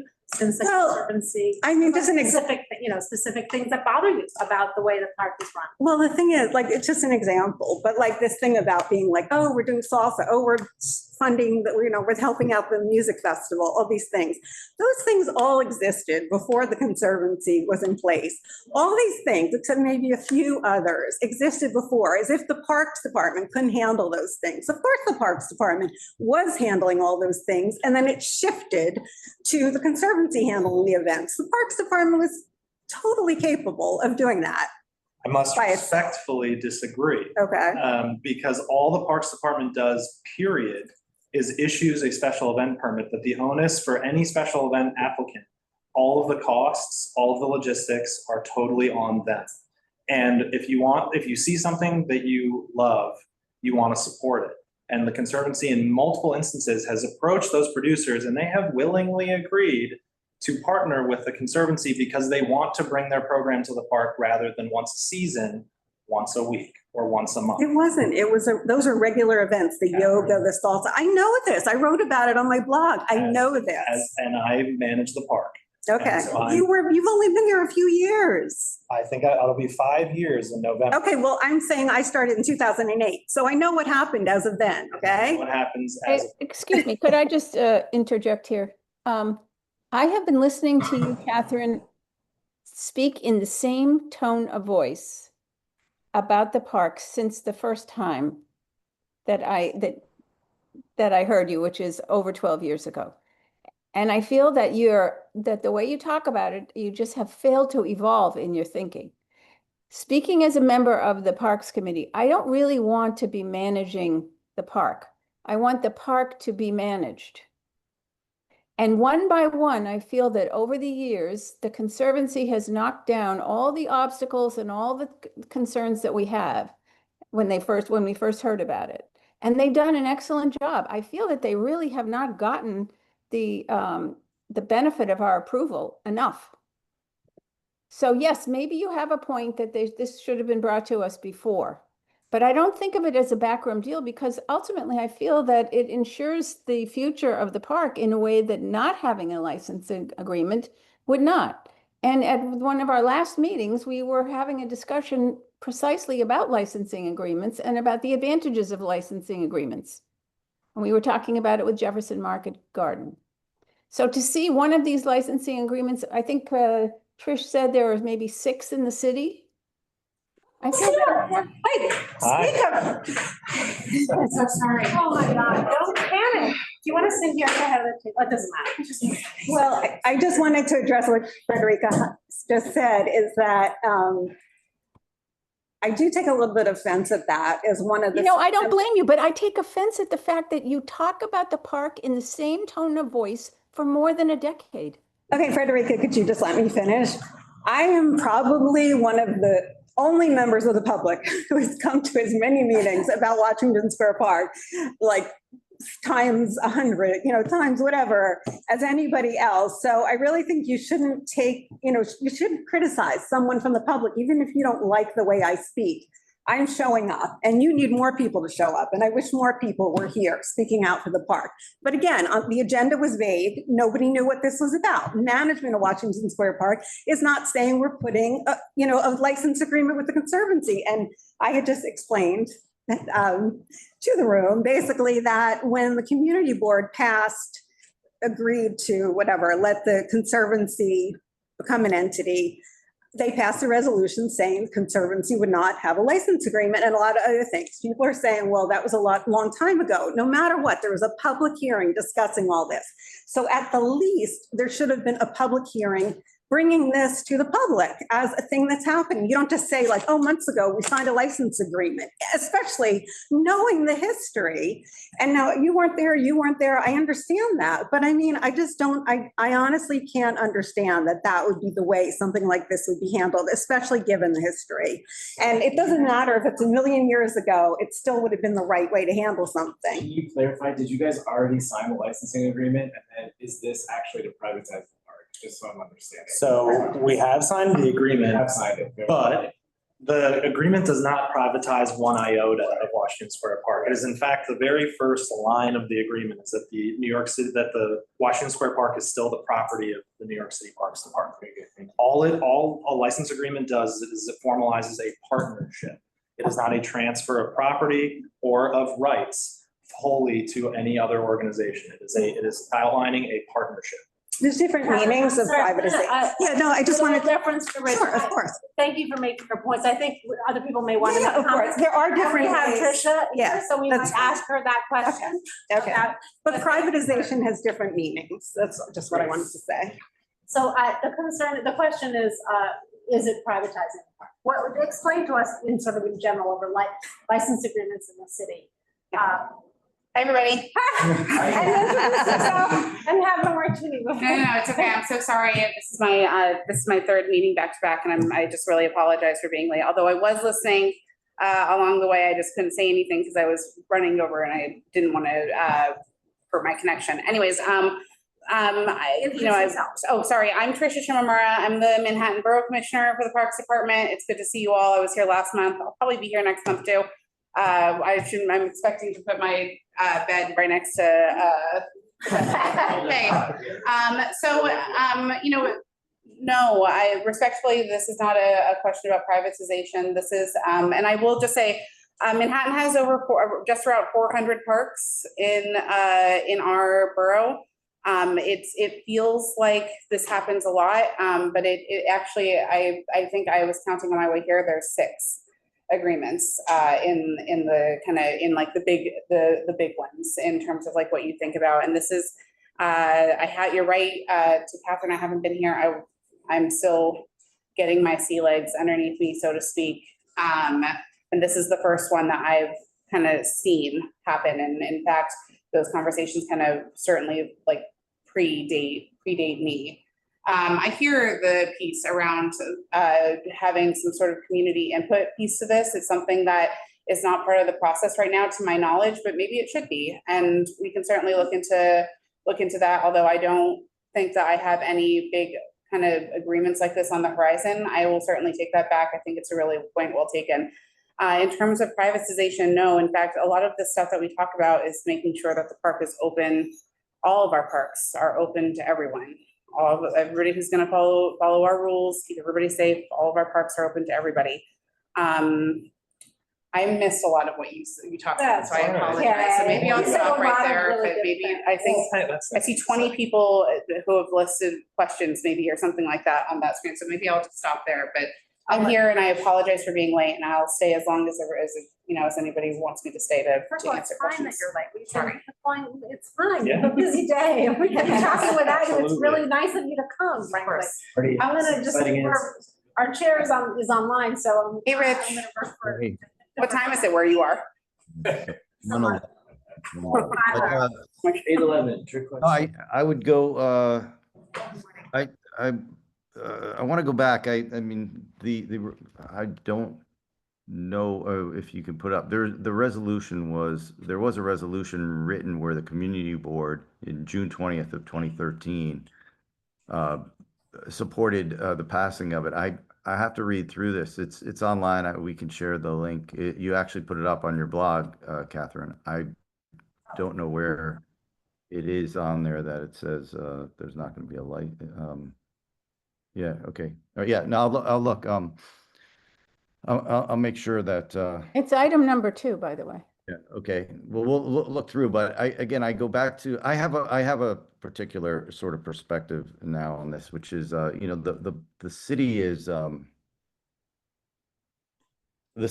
has a budget of about 115 billion. And a portion of that, about 8 3/4 or 10% is, federally funded. And I think I have no proof of this, but I believe there's some concern, that federal funding to the city will be, could be cut or could be stopped at any time. And at that point in time, the city is going to do whatever they, need to do to set, priorities, to spend whatever cash that they have to, and that might mean something to do with education or something to do with safety. My take on this is that anything we can do, and that might mean moving some money out of park budgets. I don't know if that would be true, but I could see that happening. I kind of like the concept here that there will be some funding that comes from the community to help offset that potential risk. That's my only take on it. So my initial take on it.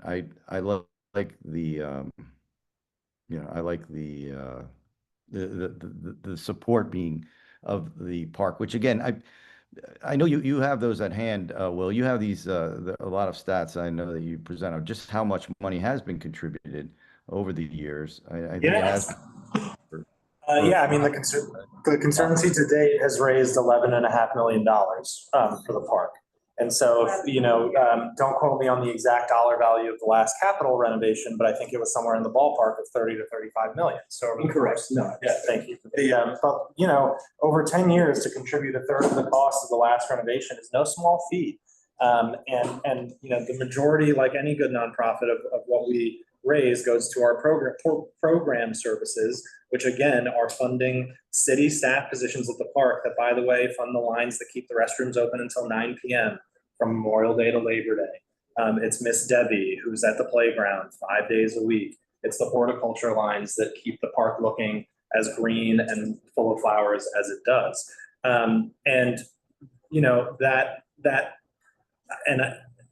With just Parks Department funding, I cannot sit here and say that those staff lines would be available to the park. It's just a different ballgame. And so to be able to provide that for this jewel of Manhattan, a lot of people call Washington Square the beating heart of New York City. I think that would make any person involved with the Conservancy or any organization proud to do that kind of work. And yeah, to your point, about the budget, like to use the adopt a bench example, without a license agreement, when one adopts a bench, it could go to any of the 30,000 acres of parkland. Washington Square Park is 9.75 acres. But not only that, the money goes to the general fund for the city of New York, not to the Parks Department outright. So for every dollar that is donated for a bench in a park without a license agreement, only a sixth of a penny goes back to the entirety of the Parks Department, and that sixth of a penny is split across 30,000 acres, of which Washington Square is 9.75. I have not done the math to get that level of decimals, but it is an infinitesimally small amount of dollars from a bench that's sitting right there in the park. And one of the facets of the license agreement is the adopt a bench program. So now every single dollar of that bench is being spent directly on the park where that person wants their money to go. People donate to plaques because they live there and want to see them, for the most part. You can kind of point it a different way too, just because the northwest corner is an open air drug market. Lord knows the federal government, the state government, the city government is going to actually solve the problem by building housing or building a safe injection site. So at least we can have programming. Yeah, through the funding of people that run the program. Yeah. And I think it's important. I think now, if you go back to that original concept, not everyone knows this did come up last month. And again, correct me if I'm wrong. The funding that is provided to you for those roles, those jobs, those employees, just to say again, they are actually Parks employees. So they get the benefits, they get the pensions, which is a different thing, I think, than other situations where Yeah, that's kind of, can I just add something there? So I really applaud that piece. A lot of people work in public service because of the pension and because of like the ultimate benefits. You eventually can retire. You eventually have that pension piece to it. There are a lot of good city benefits, health insurance, that sort of thing. Not all groups do that, license agreement or not. They will insist that they want their people branded in their own stuff. They want to hire their own folks, and that's fine. But I actually really like the fact that these are city employees. That means that in X amount of years you can retire, in 5 years you're vested, and that sort of thing. So you really are. It's just a lot of benefits there, taking care of the folks who are working in our park. And I'm grateful for those benefits for myself, for my own family, but I'm also happy to know that I get the same benefits that our gardeners do, that our parks workers do, and that sort of thing. So I think it's great. And what tier are they in? No, I'm just kidding. Oh God, I don't even, I couldn't tell you what tier I am. Kidding. I know what tier I am. I don't. All right, I want to make sure there are any more questions in the room, but Commissioner, before you came in, you may have heard, I had asked that it be segmented, that we have questions about Will's statement there, and then allow the performers who are there, if they had any questions. We may be at that point now, and they've been very patient, so. Yeah, Kanami, did you have another question? Sure. Should I probably? Yeah. Back to your place, please. Hello again. So my second question I had is probably you might not know the answer, which is fine, but I still wanted to ask anyway because we compiled the list of suggestions and how to possibly find this compromised idea around the possible park rule changes, around the decibel levels of the sound speakers, whatever. And we already talked that for months, literally. Our last committee meeting was in Washington Square Park on site. That was in January.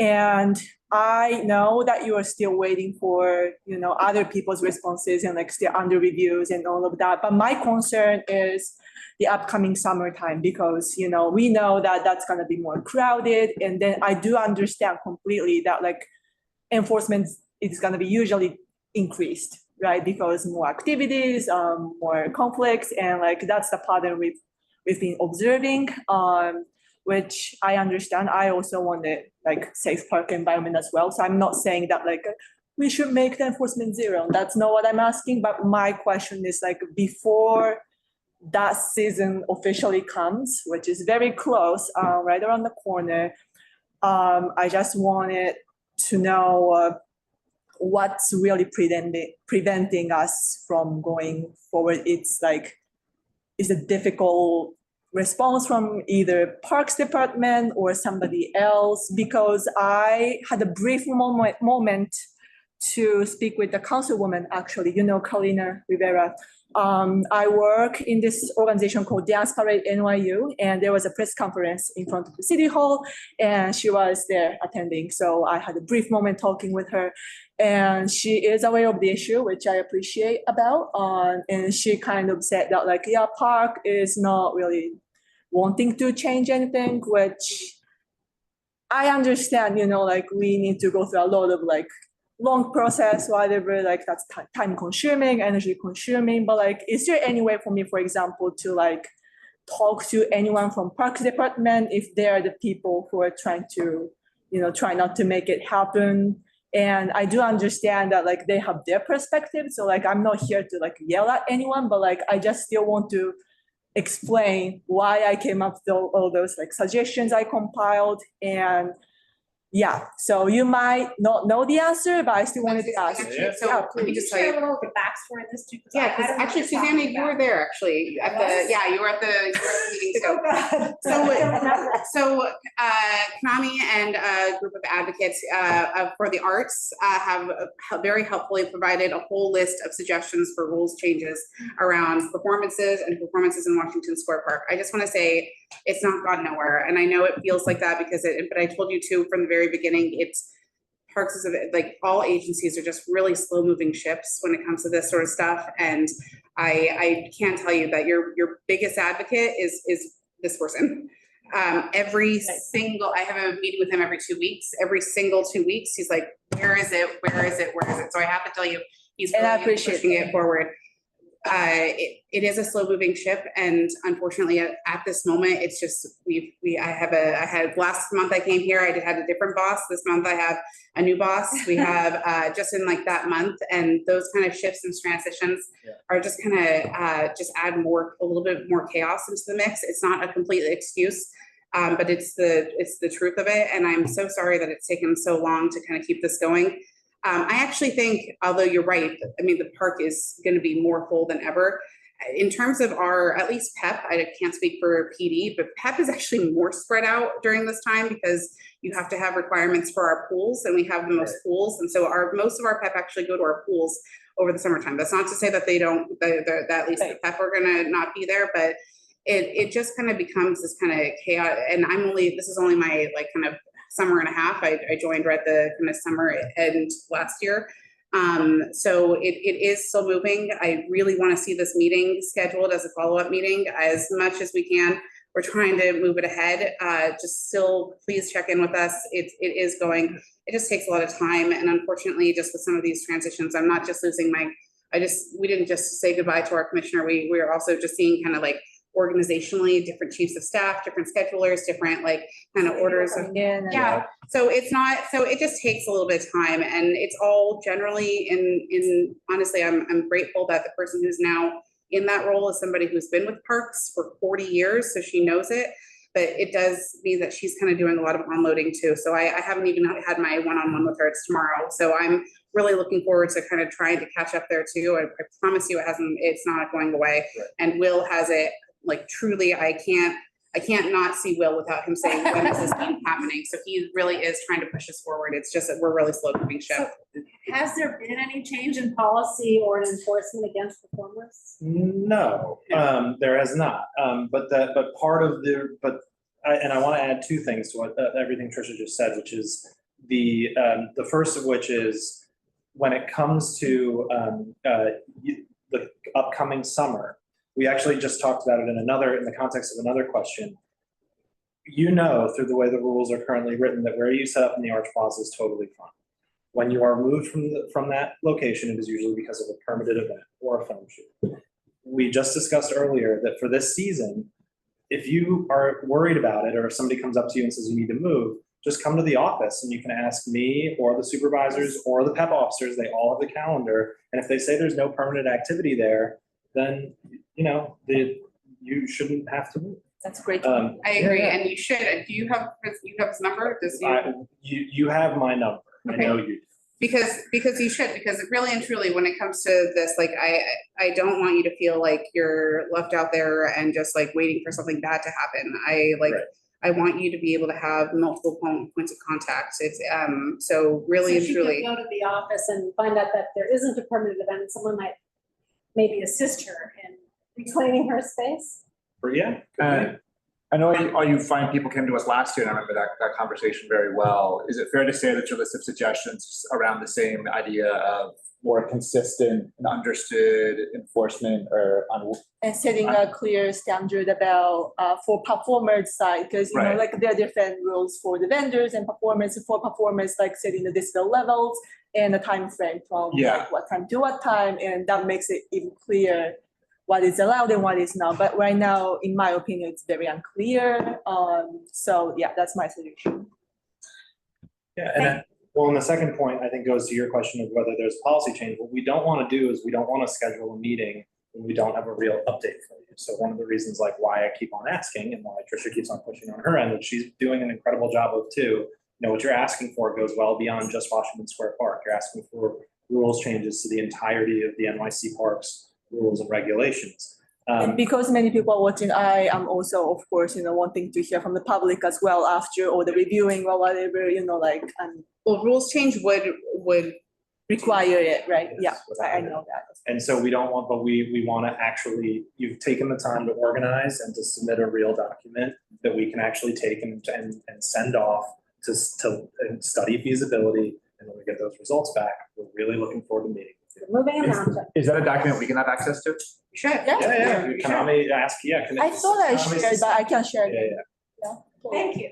I think there might be other question in the room. Rich, do you want me to see? Please do, yeah, please do. If there are any other performers or artists. It's also playing in the park. It's true. Are there any questions online? I also just wanted to say that, like, if there's any chance, probably like very low chance, but like if there's any room for me to speak to the Parks Department people, like I'm more than happy to do that. So, thank you guys. Are there any questions online among all the attendees? You can raise your hand. I can't see anything. I reached out, I asked if Carter wanted to say something, but it hasn't written back. Carter Booth had been on there. I was going to ask a question on his behalf. There was a question of is the proposal right at hand and could be uploaded right now via chat? I've not seen the proposal myself. Are you online? Can I on the thing? Should I email that so that you send it to the district manager, Mark? I'm sure he can probably upload it. Yeah. Okay. No, any other questions in the room? If not, I wanted to move to. Okay. I'd like to move to business session. Susanna, can you explain what that is? Yes, business session, everyone is welcome to stay and listen in if you like, but we will not be hearing from the public at this time. This is when we as the committee meet and discuss what we want to do. So if you stay with us, you're welcome.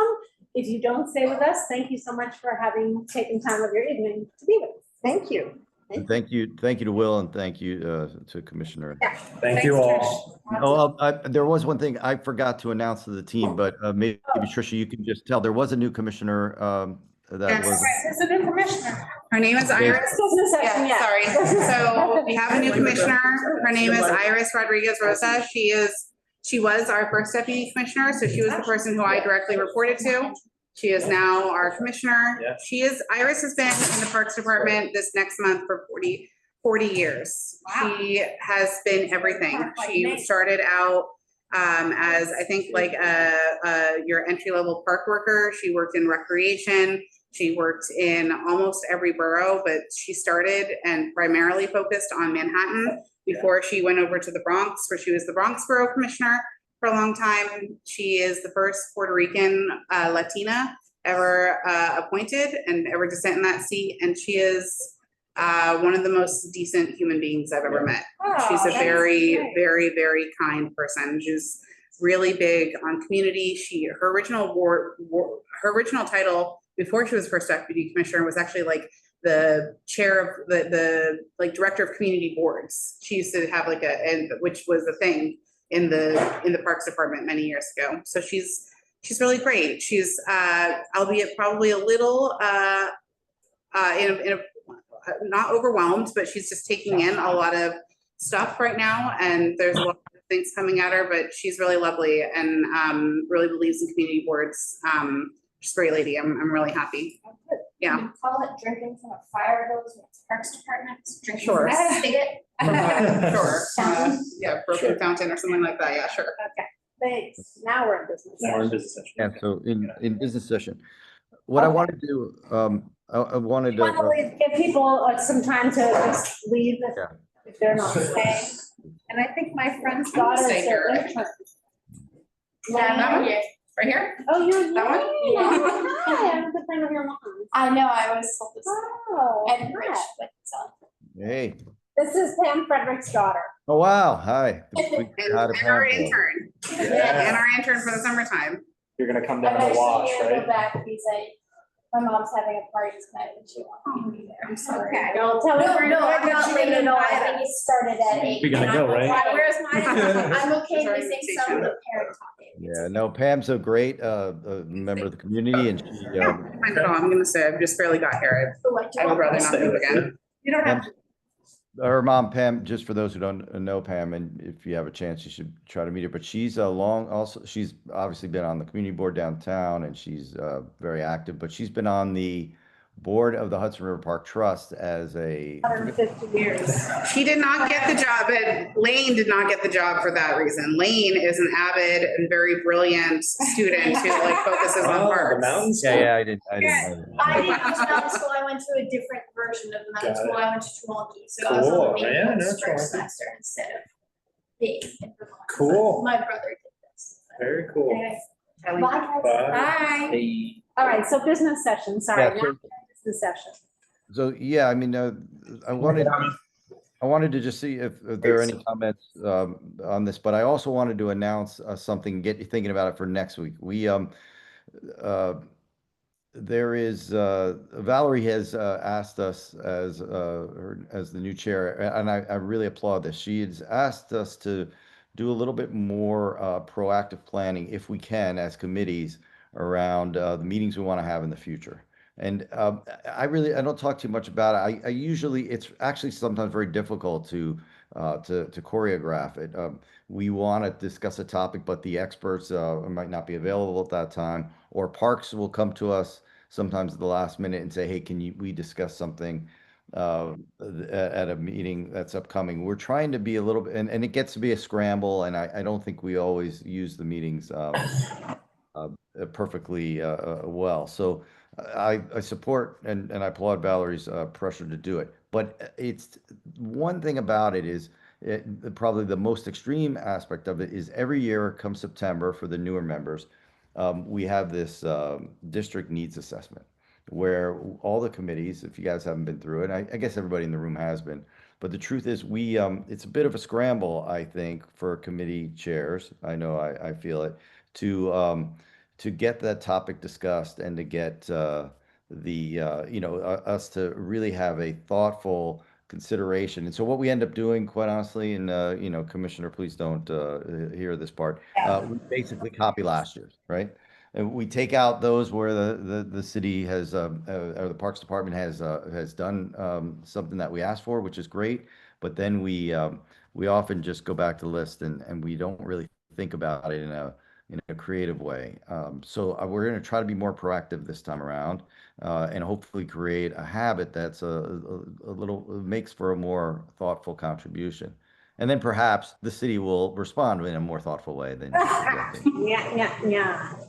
joke. So then the other point about it, and Valerie had suggested was, what real goals do you have? And one goal I've always had, and it's been a long time, as Catherine reminded me, I've been doing this for a while, is I thought that we should either have every member of the committee, and as we get our new members, we'll tell them, we'll make them think this is standard, to adopt sort of a park. And by adopting it, just keeping an eye on it, but also connecting with any friends group that's associated with it, or potentially helping to drive the creation of a friends group. Do you remember we brought this up last month, and Commissioner? I love that idea.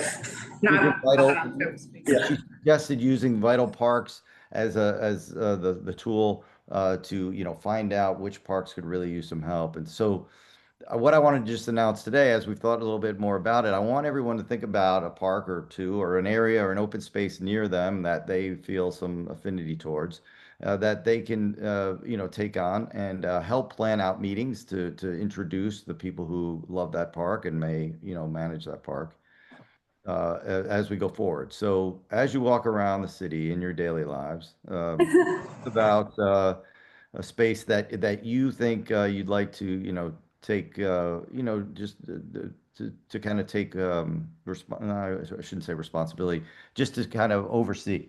Now, there are more open spaces than there are people, but there are obviously the good, you know, 10 or 12 of them that, you know, are the ones that I think, and we can group some together, right? So that was really what I want to say in business session. And if you don't choose one, I will sign one to you. I've got some. Rich, I have a question. I think that there's a city document where you have like the community district profile. Yep. Zola. What? Zola. On Zola, right. And it has all the lists of green spaces, of open spaces, is that right? Oh, I always use Zola for all those things, but Zola is the That's zoning, like the is the zoning thing that I access. use. Yeah, I used to use I Oasis, use but Zola. whatever. But I think even if you just go to community, like if you go to like the profile of CB2, and there's like a community profile where it has all those indicators and all that kind of stuff. And you can anyway, it will have somewhere, it has a list of facilities and it has a list of green spaces. Is that a thing to use as a tally of what's in our district, or should we be going to Vital Parks? I think that Vital Parks doesn't have every friends group on it. It doesn't have every friends group, but Vital Parks does, you can view the map tool by community boards, so you could at least get a property list. So maybe what we can do is start with that. Maybe I could compile a list of all the properties in CD2 and Send you that list. You can also give me that. Yeah, we have a there list. you go. We can just send it to you. I'm happy to give you all the both if you have any green streets and a list of properties, but I'll also, And you may also if any have- of your board members want to adopt a park, which I absolutely love, I'll ask my park manager to do a walking tour with you of that park so that you guys can get like a walk through with the park staff. I think it's a great idea. Well, I think the first step is there actually are a bunch of friends groups that probably are not on Vital Parks yet. Like for example, you know, who does the Halloween stuff at Bleecker Playground? Who does the pumpkins at Abington Square? I mean, there are people that do this. So I would think the first step would just be to sort of, you know, index the spaces and where there are groups that you may or may not know about, and just to get them to come through. We haven't met with Jackson Square in 150 years, right? So we could do that. Yeah. But then there's some great groups that I want the other parks members to see who haven't met them yet. The Abington Square team's great. The Jackson Square Park Friends group's great. It's gorgeous. And there's some real best practices there. I mean, we always cite the Abington Square 501c3 is so great. So anyway, that's what I wanted to get us start thinking about. And we'll try to publish these ahead of time. I want to put some on there too that aren't the obvious ones. Like last month, we talked about the Playground of the Americas and the Time Landscape. That's on the list. I sent you, Susanna, as some that we should get somebody to be expert on so they can come in and talk I don't about. think that's Jeffrey Rowland. Yeah, but I mean, even on the committee too, to say, you know, if let's say we gave it to, you know, Eddie just to pick somebody, and then he'd say, well, let me bring in Jeffrey, and, you know, we can run the meetings in a more, you know, where it's not just me speaking or Susanna speaking. So, but Coral, I think, has raised her hand. Yes. So Green Below 14 still exists for that reason. And I will tell you, Partnership for Parks reaches out to us all the time because they don't have a list. So in the list, oftentimes the people have aged out or they're not actually doing it as much. I mean, certainly I can tell you all the major ones like Abingdon and, you know, Bleecker Street and all those that we all talk to each other all the time. But I think what would be more helpful is to go through the 65 parks that are, it's not 65, that even Therese and Jamal don't know the people. So it's the friends groups actually don't really exist anymore. They kind of existed earlier. There's a few of us. There's like 10 people, I'd say total people. So this is absolutely, I think it's fantastic that this will be more of a focus. And I think it would be wonderful to just go through the district parks and have like 6 every single meeting be covered, as in, is anybody taking an interest and how can we help them? Because they won't know even necessarily about the community board. And in many cases, they have not really been supported in the past at all. It's been like one person buying all the plants and having some friends plant it every so often, maybe like once or twice a year. That's kind of like the extent. So it would be absolutely wonderful, but they also, making the time, coming to community board, like, why would they do it? So it needs to be also of like, what are we going to offer? Good point. To ask people that are already going out of their way to do something for our community, what are we going to provide them? Other than recognition. Advocacy. Yeah. No, they need money. They need advocacy as an allocation from the different, to understand how to ask for it from council. And they also need, they need volunteer. I mean, it's sort of like, it's sort of like thinking beyond. I think it's great for the needs assessment, because we haven't been doing that for the very, very many pocket parks, and they all have needs. Yeah. But in many cases, the one individual maybe taking an interest may not be representative of the people that use the park in many different ways. So I feel like we can't just like say, okay, one person that's been planting in one park for 25 years is exactly the right person to be saying the playground needs to be redone. Yeah, So right. it's not going to be, people have different reasons for volunteering, and that's wonderful. That engagement is fantastic. But I think it might be more helpful to say, okay, we're going to assign like this space. Everyone on the committee should walk by one of these 6 spaces before the next meeting. Yeah. And then we can all just, actually, it's kind of obvious what it needs. So like we make a list of what did we see, maybe should have some attention from council and parks. That's great. That's exactly why I brought it up today. I didn't want to try to design this. I thought it would be much better if you all weighed in. But and you make a great point. Sometimes the people who manage are not necessarily the people who would be best positioned to do more with it. And you also make the point that, these people, what do they get out of this? Other than obviously the respect, admiration, and appreciation of the community, which is. But a lot of them, you're going to be surprised, aren't doing it for that reason. So like, they're actually just doing it because they're like, they care about their space near them. Yeah. They're not doing it and they don't want to come to a meeting. They don't want to be managed, and they probably don't want people interfering in what they're doing. Yeah, no, so it's just a broad spectrum is all I'm saying. So, if they were going to come to community boards, they probably would have beforehand, especially if they've been doing it for a long time. And if what we're trying to do is identify the needs of all these different parks, I think we're going to have to find a way to do that ourselves as well. And I think it would be fantastic just to have us walk by. And these pocket parks are small. You can say like, you can quick, or even playgrounds. I was at Minetta the other day. All of the protective playground surfacing material is warped, like horribly. That's not really an old playground, but it's kind of shot. And the front gate doesn't have a latch. I caught my finger on it and cut it. I did that walking in. So like, that's crazy. It's a playground. Yeah. All right, yeah, so I'm glad I brought it up, but I'm sorry. Yeah. Absolutely. This is, she's the wife. Okay. So I think we should just be methodical about it and go through the list. Well, Coral, please, where you can, please do assist. It's yeah, I'm happy if you want to have like we can talk offline on this, but and there's even a new group. There's a new group that's called For the Park. Right. I get their mail. And all of these people are trying to cobble together who their alliances are, but the reality is they don't really exist. So I think what we can best do is get the people that are interested into a more active reporting system. Yeah, that's exactly it. That would be great. And then I think we can advocate for those who want it in a more structured way, Yeah. So, when we do make our requests, whether they be soft requests to the commissioner or they're the more formal stuff through the, or through Therese, right? I mean, Therese is so, I think Therese is really great at being creative about, and Ralph about trying to get help. We might be able to channel things to him, but there's the more formal part, of course, that is the district needs assessment. And I think, what I take some blame for, I mean, I was being facetious when I said that they disregard it, but the way I write that is pretty much boilerplate. I think if we had a more heartfelt request in the district needs request for a park, it might get, a better response. So anyway, that was it. Valerie, I see you're still on. If I just wanted to offer you a chance if I misrepresented your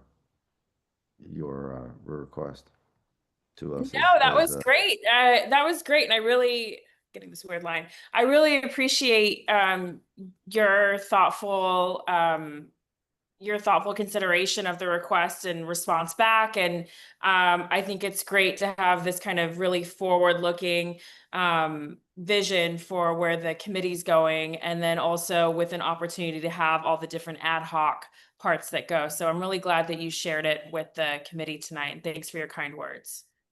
Great. And that's wonderful. And I see you, that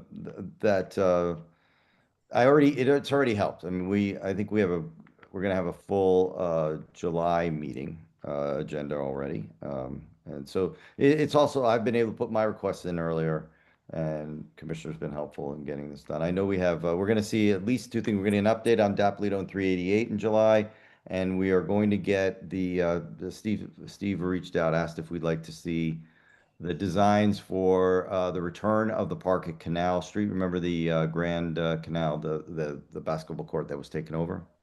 Yes, please. Yeah, so we're going to see that in July. So great.